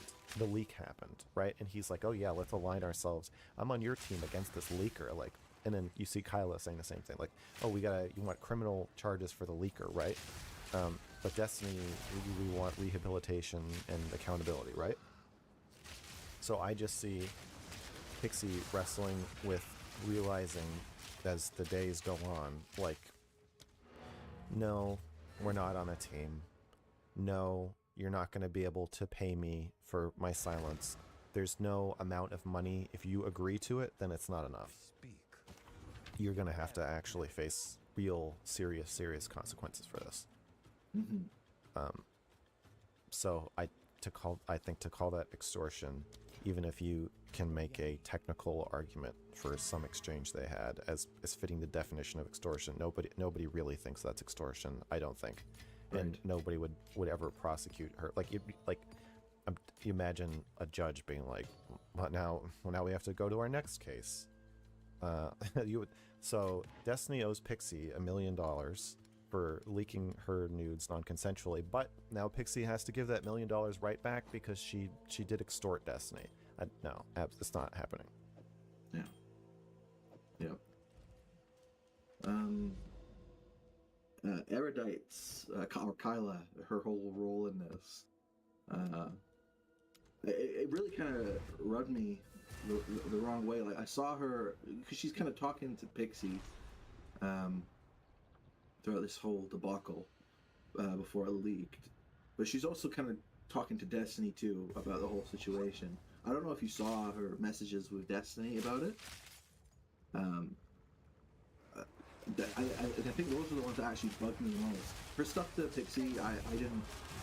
Nothing. Well, we gotta get to the end of this. You gotta focus up, say what you think, and then we gotta move on. I gotta go next. Okay. Sure. Yeah. So her messages to Destiny, she's kind of laying out the pros and cons of Destiny talking to her, and one of the cons or pros, or one of the pros is that Pixie doesn't go nuclear, which I guess just means going public, because this is before it all came out, right? So it just something like that kind of really rubbed me the wrong way. That this whole thing with the three of them is just a ploy not to get Pixie to speak out. That's what the whole thing, those text messages kind of came off as. Does that make sense? It makes sense, but again, you gotta remember, from Kyla's point of view, she is not the second in command to a sexual predator trying to silence a victim. She views herself as trying to mediate between two friends and come up with a solution that does the least damage to both of them. Filing a lawsuit against Destiny is going to hurt Pixie. Even if she wins, it is going to be a grueling, awful experience. It's also going to be a grueling, awful experience for Destiny. So I can see Kylo rationalizing this as, isn't it best for if Pixie is happy and genuinely happy, she doesn't see herself as trying to silence Pixie, manipulate her, or convince her that she should be happy. She sees herself as acting in good faith and genuinely helping her be actually really happy with an outcome that is not going to especially hurt Kyla.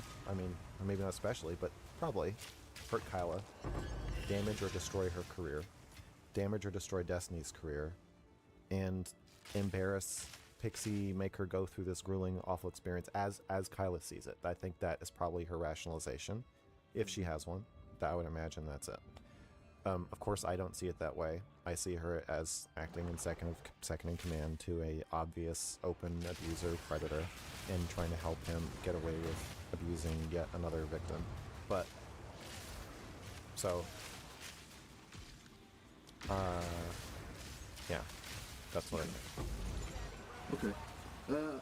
Well, I won't hold you any longer, man. Thank you for having me on. This is my first time calling in, so I appreciate it. And I'll stop defending you on Twitter. Good. I'll read your damn report. Good idea. Yeah. Alright, man. Well, good luck out there. Stay safe. You too. For the rest of us, that's a deal breaker. Why did Erudite step in as an ambassador? I mean, anytime she's watched anyone ask Destiny to take accountability for anything, he has said no and smeared the person and lied about it. So she may have seen, like, if she doesn't step in, Pixie is going to go nuclear because she's not going to get justice or accountability or anything. She's nothing. She's not going to get anything otherwise. Not what she wants. So that's why I don't think it's a good reason. I don't think she should have done it. I think they all should have just come to grips with the new reality, and which I think she should do now at any time that she can. I think it's time to make that statement, call Destiny a predator, cut ties, and move on. That's the right thing to do. But I want to stop explaining the motivations of people doing things that I think are wrong, because it sounds like I am agreeing with their choices, and I don't. But I also don't want to be like, she's doing it because she's an evil, horrible person. I don't think that's the case either. What I want to talk about is, like, you know, Dan did like a stream on anything else, and I'm just interested in what's your thought about like cutting people off, like it feels like Dan and Erudite like think like it's a good thing to keep Steven as a friend, even though after all what he did. And I feel like yeah, you're saying cutting off personally versus professionally? Yeah, personally. You're asking if I would cut someone off if they behave this way? Or what are you asking? No, like a more general question, like, when should you cut a friend off? I guess when you want to, or feel the relationship's bad for you. I mean, there's still a way to be friends with Destiny if you're Erudite, but he's got to be like Hannibal Lecter. Like, you're not going to trust him with anything. No financial ties. You're not going to say anything to him in private that you're not comfortable being heard in public. If you want to make him like your project of like, I want to rehabilitate this psychopath, and assuming he's interested in that, then, you know, I think it's fine to keep in touch with somebody. It's fine to have a pen pal who's like a serial killer in prison. Like, I don't, but it depends on like what the friendship consists of. Like, if you're aware of him committing more crimes and you're not telling anyone, then obviously no. Yeah, so I would imagine the relationship would need to transform. It'd be one so interesting because I just feel like they're being disingenuous. Like, both Dan and Erudite was like, I'll give him one more chance even after all that he's done. I just feel like there's something more to it than them just being like, Dan said he's my friend for 15 years. I'm not gonna come off after just this. I believe he's remorseful, and I'll give him another chance. Like, I just feel like he's lying. Maybe. I think it does seem like if 5 more victims come forward, Dan will probably still be his friend. I think you're right. But again, I don't really want to speculate about this, even though I just did. Like, not who cares, but I just don't think it's really pressing to talk about, because again, it's a weird, confusing situation for them, and they're in denial. I think they're in a cult, so like, I don't put a whole. I think they're enabling an abuser with these statements. As far as like what's best for them personally, I just don't think it's super relevant to talk about right now, and I don't want to. Okay. Like, have you seen Destiny's like recent DGG log of him like going after everybody?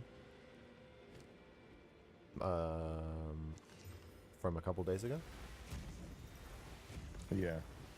Yeah. Like, how do you feel about that? You think like why is, maybe I'm just like perplexed on like why he's doing this. Like, he doesn't need to say anything.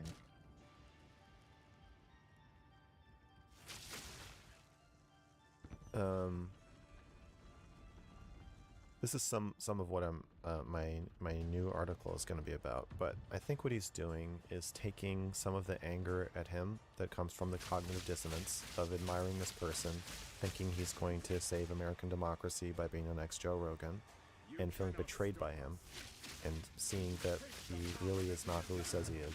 And I think that creates anger, rage, and cognitive dissonance, and I think that he redirects that anger at other people. And so every Destiny controversy, every time Destiny does something that is questionable or immoral, there's always a villain. Every story about Destiny doing something wrong has a villain who is worse than Destiny, and that villain becomes the target. So you say Destiny leaked Blue T's nudes, the immediate response is, well, then she went on Twitter, she hacked into his Twitter, posted a picture of his dick, and locked him out of his Twitter. Which is true. But that doesn't change what he did. It doesn't change what kind of person he is. Also, which of these two people am I going to trust? Someone who leaks nudes just for fun? Or someone who, when she gets her nudes leaked, she steals your Twitter and posts a picture of your dick? Like, the second one, I'm like, I kind of want to be friends with Blue T, hearing that. It makes me want to be friends with her more than I did before I heard it. So, but in the Destiny, narrative explanation of this, it's okay that he did that because of what she did, and there's always an explanation of that. So I think this has just worked really well for him in the past. I think it'll work with the core base, the I can shoot someone on Fifth Avenue base, and you see Trump do the same thing. When Trump is accused of doing something immoral or wrong, he will come up with stupid, lame nicknames for people. I'm Mr. Rapist. And then Jew stalker. Jew stalker. Give you your marching orders. Don't criticize me. Go harass these people. They're the bad guys. And it's the same. It's really easy to see if you're not a Trump supporter, and I think most Destiny fans at this point are probably not Trump supporters. So you see Trump do the same thing. Comes up with the nicknames. The supporters have cognitive dissonance because he is not who he says he is. He's not who they think he is. It's really plain to see if you're not like in the cult. And then all of that anger, which should be at him for disappointing them, is all redirected at whoever. Nancy Pelosi. Lav. Yeah, one last thing. Yeah. Destiny was always going about, I want to make my community more like woman friendly, right? Like, obviously I didn't buy it because the stuff he does, like, but now this, like, I think people are waking up. But on a Destiny community Twitter, people are like, will we still like follow Destiny after this? Or, like, this will pass. I'm like, I don't think you could be a female DGGer anymore after this. I think this is like too much. Like after all these warning signs, after all these events, this has to be a breaking point. Like DGG has to be like a boys club only now. I think there will still be women who are interested. Okay, thanks for the call in. And I don't mean to demean those women. I'm saying that. Okay.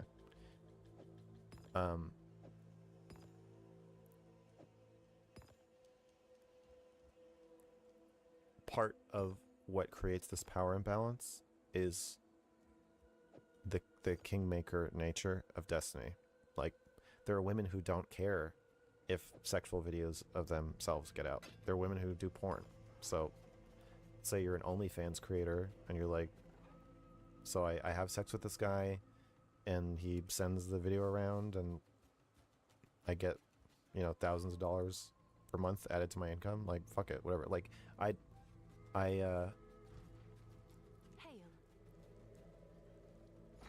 there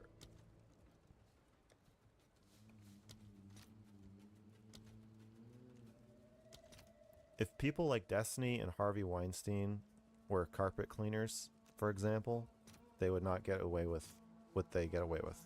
They would not be able to victimize people. And this is often reframed as greed. Victims are greedy. Ashley Judd is greedy because she wanted to be a movie star. Rose McGowan is greedy. That's why she was there. Why are you meeting Harvey Weinstein in a hotel room anyway? Because you want money, you greedy bitch. But everybody wants money. Everybody needs money. That's capitalism. You have to make money. What is more appealing than the idea of being able to be safe, well-liked, famous, powerful? You have these things dangled in front of you, but it's not like a bag of gold being dangled in front of you. A bag of gold is a bag of food. That's housing. That's medical bills. That's your parents' medical bills. That's a car. That's freedom. That's time. That's retirement. That's your kid's college education. That is what is being dangled in front of you. And that is why you ignore warning signs of sexual predation. And that is why when you are predated upon, you start coming up with ways to rationalize what's happening and go into denial. And that's why when you see it happening to other people, you're like, well, maybe I can broker some kind of deal since they're both my friends. It's the denial of the power differential and the structure of the system and the structure of the cult. So, given all that, like the lure is still there. I think more women will become ensnared. They might think, well, I can handle it. I'm smart. I'm funny. And then find out that Destiny is about 10,000 times more malicious and psychopathic than they thought hearing these stories. Even now. So, I don't think it's like you can't be a female DGGer. I do think you can't be safe as a female DGGer. But I don't think it'll be like... obviously, there'll probably be a drop in the number of women that want to watch this shit. But as far as orbiters and women who just... I mean, look at Michael Jackson. An obvious pedophile. Obvious child molester. That, like, fandom, money, power are really powerful, and so I don't mean to demean future female DGGers or Destiny fans, but yeah, I think there will still be more. All right, that's all I have. Thanks. You're welcome. Capitalism is cringe. Yeah, I've got problems with capitalism, and this is one of them. That you have to make money for food. But what's even worse is the framing of wanting money. Like, if we're going to be capitalists, that's fine, but then don't call wanting money greed. I get that at a certain point it's like you want more than your share. So, like, yes, billionaires, I'm fine with calling greedy at a certain point when it's like you have enough money so that your family is going to be rich until the end of the human race. Like, that's greed. But the people, like people at Kyla's level, like she wants fucking security. It's a threat. Her future and current livelihood are being threatened. Like, that's her safety. It's literally safety. Money becomes safety. And then when you want safety and you do things to get safety, then people call you a greedy whore. I also think specifically the way, you know, what families buying women from the father of the bride, the way marriage is set up and conceived, and still set up and conceived, is that conservatives want women to be poor, and maybe we all want women to be poor, so they have to rely on men for food and shelter. And then, so we create a system that threatens or greatly diminishes the sexual autonomy of women by trying to keep them poor and keeping them in the home and dependent on men and housewives. And then we call them greedy whores when they want money or when they try to have sex for money, even though the conservative dream is that women do have sex for money. It's just that they're not having sex with you, so they're whores. So that, I'm not trying to be like progressive, like sex work is regular work, everybody should be a sex worker. I do think it's like traumatic and self-harming, but I don't blame that on the sex worker. So I don't want to get too derailed here, but I want to address the constant casual misogyny that I think serves to actually carry water for Destiny and other powerful abusers. Like, if all women were rich, not compared to other people, but compared to now, let's say every woman gets a salary of $100,000 a year. But then costs of everything stay the same. That's just like, how many of those women are gonna still be sexually abused by men in power? Far less. Far less. And that's part of the ugliness of the coercion, is that when these people are being blinded or deceived, lied to, or they're making these decisions, or they're trying to make decisions about restitution and accountability, there is a gun to their head.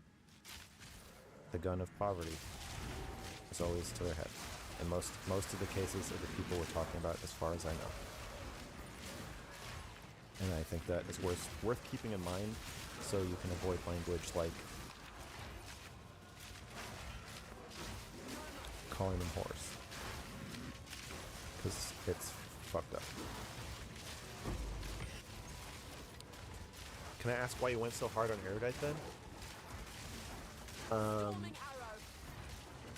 Because she is out of her depth in doing things that enable sexual predation, and she needs to stop. My comments about her are that there's a pattern of her doing this enabling behavior and going out of her way to debate people about whether it's enabling behavior. I don't know if it's conscious or if she sees it or not, but she has to stop. It's just to tell her to stop. It's not to smear her or damn her. I don't want her to be harassed. I don't want her to say she's like a horrible person or a piece of shit, or that she should never work again or never stream again. I just want her to stop. Stop enabling a sexual predator. Cut ties, walk away, make a clean statement, clean break, get out. Get out. That's it. That's why. I understand that everyone around Destiny to some degree is a victim themselves. I understand it's very complex to navigate this, but my loyalty and my protectiveness ultimately has to align with the pure victims who are being sexually violated. That's why. Max, I wanted to talk about ethics and abuse in particular. So I was watching Not So Erudite Kyla on Turkey Tom, and something, I won't prejudge it, but they were talking about Pixie's suicidal ideation, and Not So Erudite talked about doing an intervention, suicide intervention, and I wanted to get your feedback. Like, what do you think of that?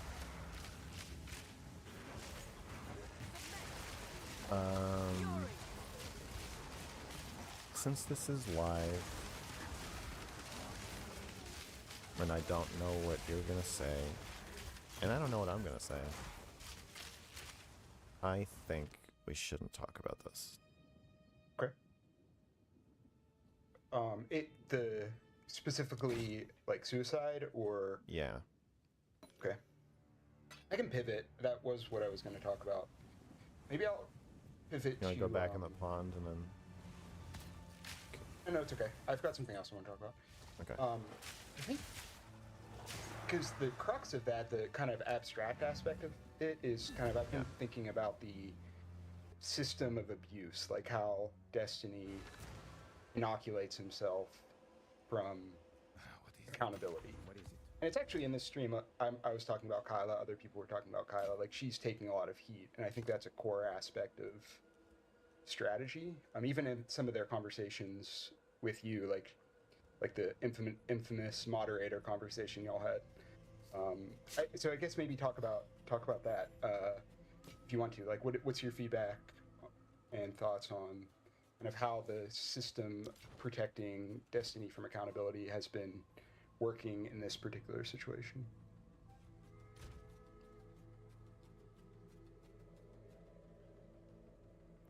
I think that there's this thing happening where people don't want to directly and strongly condemn Destiny, obviously, which is why I'm calling them out.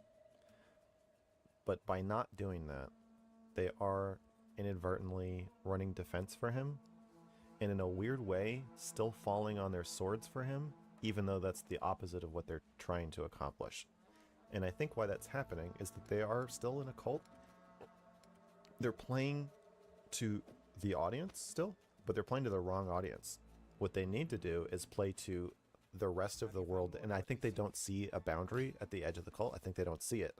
You need to say things that are ethical and morally good, and the benefit to you of doing that is that later, when you look back on this, and when people outside the cult look at your statements, they won't think that you sound fucking insane and delusional. But right now, the statements I think the statements pretty much all the orbiters are making do sound fucking insane and delusional to varying degrees. And yeah, it's like they can't stop thinking in ways that benefit Destiny, even when they're trying to get out. It's like they can't. And I think the fantasy is like, we'll just each take a chunk of DGG. We'll keep our piece of the audience. It's not good. You gotta just say fuck him and then leave. And if anybody happens to go with you, good for you. But playing to Destiny's audience is the same as enabling the abuse, even if you're playing the role of leaving. But if you're doing that in a way that is still meant to appeal to them, you're still... It's like if you're escaping like a cage and like a bunch of people being human trafficked, and you're like you're closing the cage behind you, so that the traffickers don't know that anybody left, and so they don't get too mad. You gotta rip it open, and then you gotta hold the door open and say, "Everybody, get the fuck out of here." That's what I think. Yeah, it's a good analogy. I mean, I haven't really looked at DGG. I mean, I've heard it said DGG is a cult before, but I've never really analyzed it from that lens until this situation, because like it's kind of an interesting study in cults, right? Because usually cults isolate themselves, like go into the woods, and this is very public, so that's like kind of an interesting new dynamic. I think it's kind of new. It is and it isn't though, because from the outside, you would you wouldn't really understand what it is. Like, it's disguised. It's disguised in deception. Kind of like Scientology. Scientology's not in the woods. It's right out there. It's just, but they're lying about what they are, and that's what DGG does. Yeah, and I guess the orbiters, they're like kind of like they're kind of like Scientology has these like the actors, and they have these different like niches that they roll people. But yeah, I think it's an interesting deception, like the transparency. Yet, yeah, you're right. You don't really understand the memes and stuff. But it's not giving like some of the classic red flags of cults. And you also just assume like they're like, if we're being irreverent about Destiny threatening to kill somebody, the joke must be that he wasn't really planning to kill somebody. That's what's funny. Is we're pretending he's crazy. Like, when we post these like pictures of him with a gun, it's funny because he seemed crazy, but he must not actually really be crazy. But then, as you learn more, you're like, oh, it's not funny. He actually is insane. And I'm like intertwined in this community now. Go ahead. No, just one more thing, if it's all right with you. I'm curious about intervention. So there's like a classic playbook to help people leave cults. Mm-hmm. Like, do you think there's any particular considerations for DGG, people like exiting that for orbiters? So yeah, that's another part of the article I'm writing, which is, I think you gotta stop watching streams about it. Maybe stop watching streams altogether for a while. Get your internal monologue back. Sit with silence. I don't know. Write in a journal. Learn about cults. I think learning about cult dynamics is really, from what I've read, that really helps people. So then they can apply it to their own situation. But so many people who watch Destiny talk and think just like him. And I think that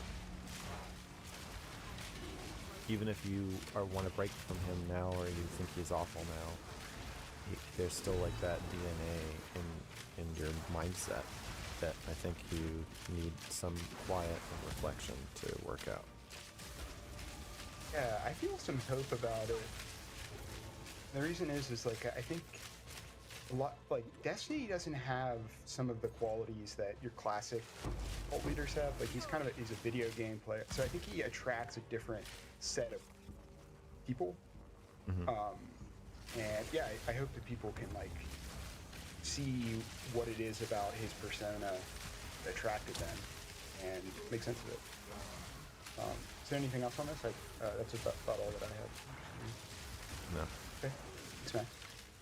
See you later. Deprogramming demands absence. Yeah, even your friends in the group. I mean, unless they're like really leaving too, I think take a break. And if the idea of taking a break from engaging with it freaks you out, think about why that is, and just slow down. Try to slow down your thoughts, because a lot of the rationalization is accomplished just by fast talking and distraction, new scandals, new shiny things, new jokes, new memes.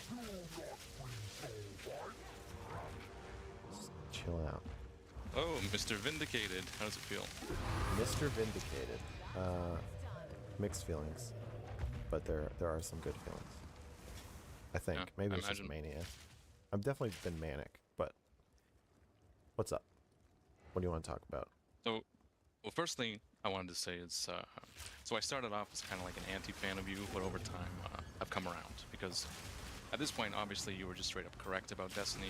Your initial assessment of him was correct. Well, not my initial assessment. It took me quite a while to... My initial assessment was like that he is guarded, but there's a good person somewhere in there, and he just needs like some love.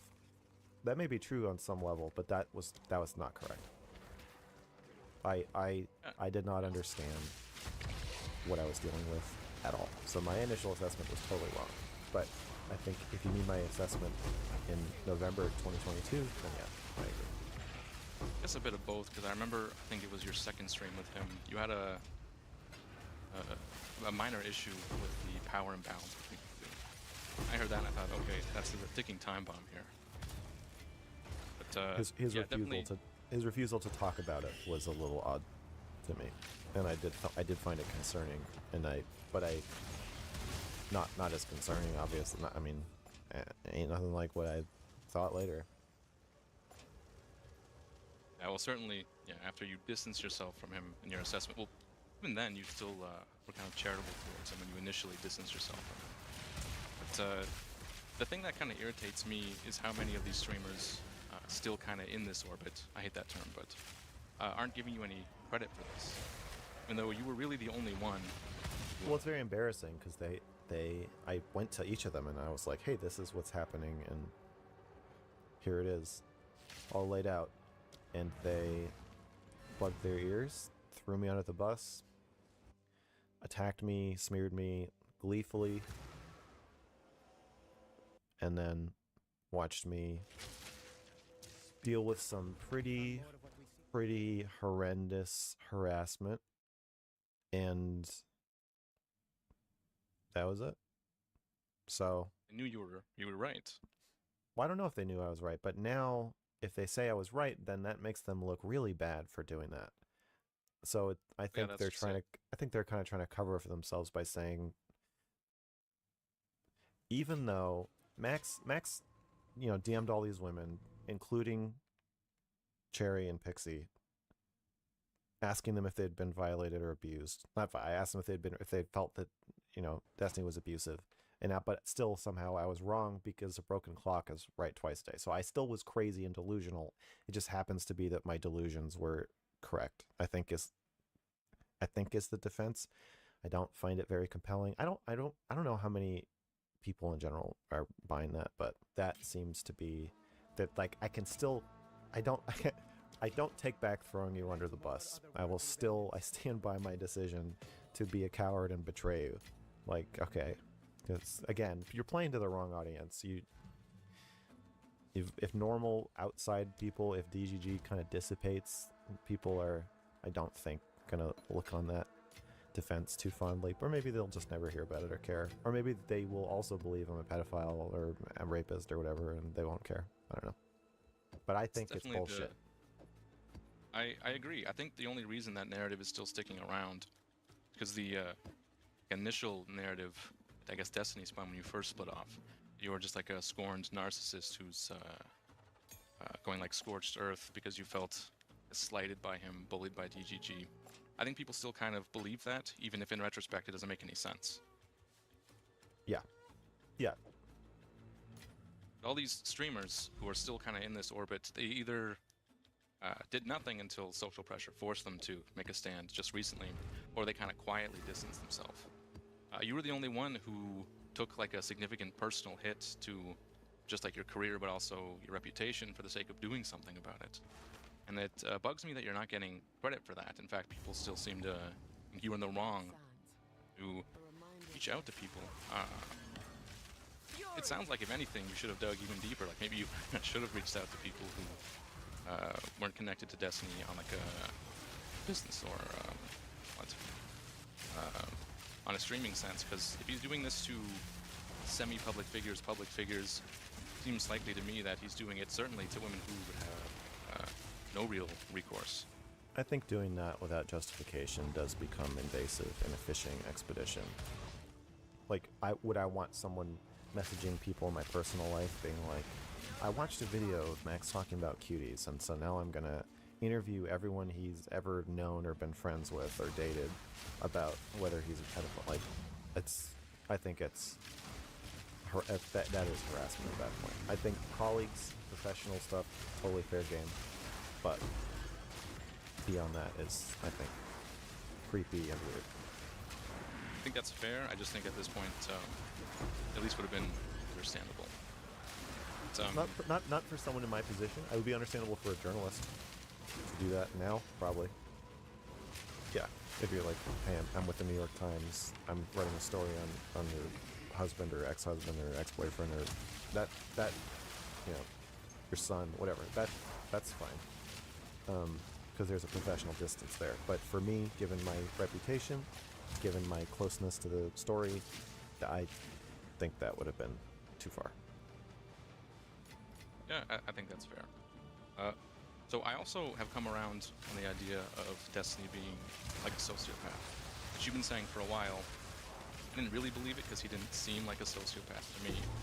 But again, looking back in retrospect, I kind of understand where you were coming from and why you went about the report the way you did. Like, I remember when you first released the report and you had that interview where President Sunday was interviewing you. I remember one of his primary objections was, why is this in text form? Why isn't this just links to videos so people can see what he's saying in context? And I thought, yeah, that makes sense. It is kind of manipulative to take what someone's saying out of context into a medium it wasn't meant for. And then say, yeah, look at what a crazy guy this is. You can make anyone seem like a psychopath that way. Mm-hmm. Then I found Destiny's Twitter, and I saw how he is in text. And I realized, okay, actually, I understand what you were doing here. If you look at just the content of what he's saying, void of any like sardonic inflections or and at your own irony. I think I included when I thought he was being ironic or joking in the report. I would note that. I'm never trying to say, like, if Destiny makes a joke about like pedophilia or something, he's 100% serious or serious at all. I don't think I did that. It was more like talking fast tangents that don't feel like tangents. It doesn't, like, when people call in and they kind of try to replicate the tangent after tangent after tangent thing, you can feel the gear shifts, and it's not a smooth ride, and you're like, what the fuck are you talking about? When Destiny does it, or when Trump does it, I think for a Trump supporter, from the outside it doesn't work when Trump does it, but to a supporter, it's a very smooth, it's just washing over you, and you're internalizing the content of what he's saying, even if it's horrible. But it's not catching. You're not really thinking about it. And I think in writing, it forces you to hear it in your own internal voice, to pause when you have a question, you don't understand something, you want to look something up, think about it, whatever. You're going to take in the part that I think he doesn't want you to see, if it's all in writing. And I think it had to be really long too, because people are endlessly like, yeah, but the context. There isn't. I mean, some of the stories are shorter than others, but there's a lot of context in there. And if everything there is true, there isn't really anything you can introduce that is not there that is gonna, I think, really change your viewing of those incidents and that history. I think that sounds about right. Like when he started talking about that firefighter who got shot at the Trump rally, I think that was like a rare sort of mask off moment for him, where he started talking the same way he normally just types. People kind of heard, like, wait a minute, the way this guy thinks is actually, it's kind of sociopathic. You know, he doesn't sound ironic here. He sounds legitimately authentic. Yeah. And how little he cares for these people. So I've come around on him being a sociopath for that reason, but also, I don't know if you want to get into this, but it never made sense to me for him to be this much of a sex pest. Because my understanding is he pretty infamously has very low testosterone levels. So I don't when he have that. comes on stream... No. Yeah, okay. No. That's fair. I didn't think you'd want to. So the other thing I wanted to bring up here then is the idea of DGG being cult. Because initially I didn't think that possibly be the case. How can it be a cult? He doesn't have direct contact with most of the people who follow him. But I didn't consider the concept of like an e-cult, like a new type of cult. How that might change the way cults function and the dynamics of a cult. Because after engaging with DGGers, they all kind of feel like the same person. Feel like they think like Steven, they talk like Steven, they try to emulate him to the best of their ability. Every time I talk to a new one, it feels like I'm talking to the same person. And they employ the same debate techniques that he uses. Yeah. instead of acknowledging your argument, trying to undermine the foundation of your argument, or asserting a plausible alternative as if it's true, and then put it up to you to debunk it, that kind of thing, rather than engaging with what you're actually trying to say. It feels like it's kind of gaslighty. Yeah. It makes me wonder if maybe it's just human nature to naturally form into cults. Like, have you seen the show Severance, for example? No. I think you would like the show, but you know the premise of the show. No. Well, I don't want to talk about whether it's human nature to form into cults, because like, what is nature? Nature is what happens. It is happening, therefore it's human nature. I mean, I'm not saying it's an unnatural phenomenon. I guess the only last question I have for you then is, what do you think is the future of the DGG Club? You probably mentioned this already, but does it dissolve from here? Is it going to become more of a compact echo chamber? What's I have no idea. Fair enough. Well, that's everything I have. Thank you for taking my call, and probably talk to you some other time. Okay, thanks for calling. Wannabe Sad Boy says, Mr. Girl, I did not think you were right. I genuinely thought you were wrong, and it is fair to say it does make my actions look pretty bad looking back. So, for those of you who don't know, Wannabe Sad Boy was known as the effort post boy, effort poster, the king of the effort posters. And we had some pretty long back and forths in my subreddit and Destiny's subreddit about what was going down at various times, and I always was like telling him that it felt like he would call Destiny out for stuff, but then it like wouldn't go all the way, and it felt like he was like kind of controlled opposition of like making it seem like there was pushback or pushback is allowed when it's like not really allowed. And I also think Destiny played favorites with you a little bit, where he would not take down or ban you, not take your stuff down or ban you for things that if other people said them he might. But I don't know. But yeah, so that is the history of me and Wannabe Sad Boy. He said he's working on something.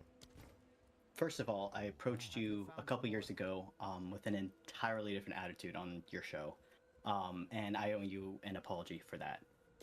So I'm sorry. I didn't misjudge you at the time. I didn't judge you at all because I had a version of you in my head that got implanted by Destiny, and that's what I was judging the whole time. Okay. And so I felt like you're owed that. Well, thank you. So, yeah. Second back. thing. Thank you. And by the way, this is not a new development. I've been wanting to say that for a while. It's just my schedule's all fucked up, so I haven't been able to catch the streams or anything. The second thing, I guess, is if I see you're too busy to pull the knife out of my back. But now your schedule is cleared up and you're here. Well, thank you. Okay. Well, just hit me up if there's another knife, and I'll make up for it. Pull that one out. So. I appreciate that. If I see hypocrisy in somebody who's calling out Destiny right now, do you think it's best to wait on calling that out, or should I say something sooner?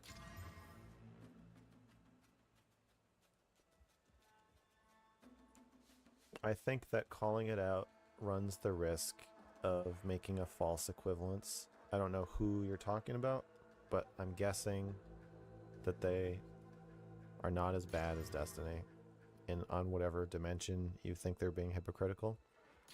I don't think you need to necessarily be silent, but I guess just keep that in mind. That is the defense of Destiny is, yeah, but this person did this thing too. That's kind of what I'm worried about. I guess I can give you like some elaboration. It's President Sunday. For the record, I like the guy. He's been very kind to me in the past and stuff, so there's that as well. Obviously, I don't want to stab him in the back. That being said, he said some things in his video that rubbed me the wrong way, like it didn't sit right with me, and it's been bothering me. And it has mainly to do with the way he called out Nicholas D'Orio. I'm sure you're familiar with who that is. It seemed so in the call that Sunday posted, Nicholas himself said that he would talk about the Destiny situation once the victim came forward. Nicholas's whole thing was he didn't want to say anything until Pixie kind of had come forward. And you can't ask somebody to do more than that. You're asking someone to martyr themselves at that point. Someone isn't blameworthy for not burning their livelihood at every single instance of somebody they're loosely involved with being corrupt. Everybody would die if that was the case. Now, that's a quote from Sunday talking about a friend of his who had been sweeping for Keffels back in the day. And yet when it comes to when it comes to Nicholas, there's an entirely different attitude. I think hypocrisy arguments tend to get really convoluted in a way that you're no longer taking a moral position or really saying what you think about the person other than that they contradicted themselves. But it's not an evaluation by your own moral compass, it's an evaluation using theirs. And I think it's worth pointing out from time to time if you think people are being hypocritical. But it's also a way to avoid moral evaluation. And in this situation, I think moral evaluation is really, really crucial. Yeah, that's fair. You can always find something or someone worse. Mm-hmm. That makes sense. Yeah, like I said, it's mainly just been bugging me. I guess I come more from like an interest of like the commentary community and that kind of thing. The Destiny thing, obviously, because there's drama involved. It's like it's in people's conversations. But look at the complexity of the question you're asking. Really, what you're saying is what Destiny did so bad that it is somehow minimizing his conduct. If I call out President Sunday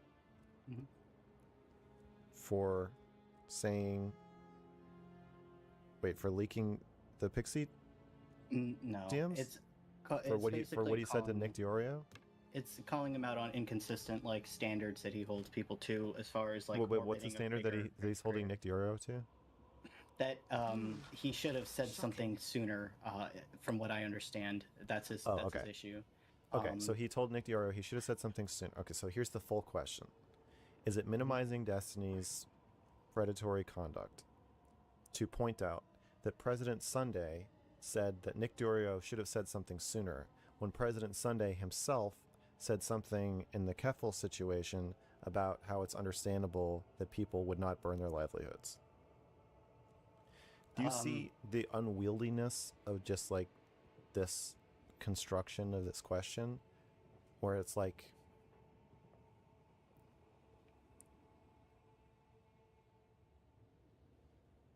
I think the issue is that you're simultaneously evaluating, is President Sunday consistent, or is President Sunday behaving morally?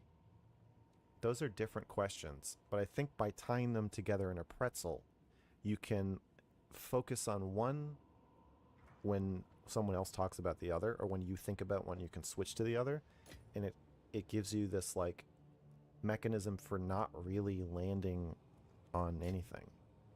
It's interesting you say that, because one thing that's always kind of like mind-fucked me with drama and commentary communities in general is that there seems to be an acknowledgement that everybody's kind of acting in their own self-interest until it's suddenly there's a chance to like make content or moralize in some way, and then suddenly everybody seems to forget that people are in it for their self-interest, and it's like, well, now you should have done something different. Yeah, you're watching a stream where three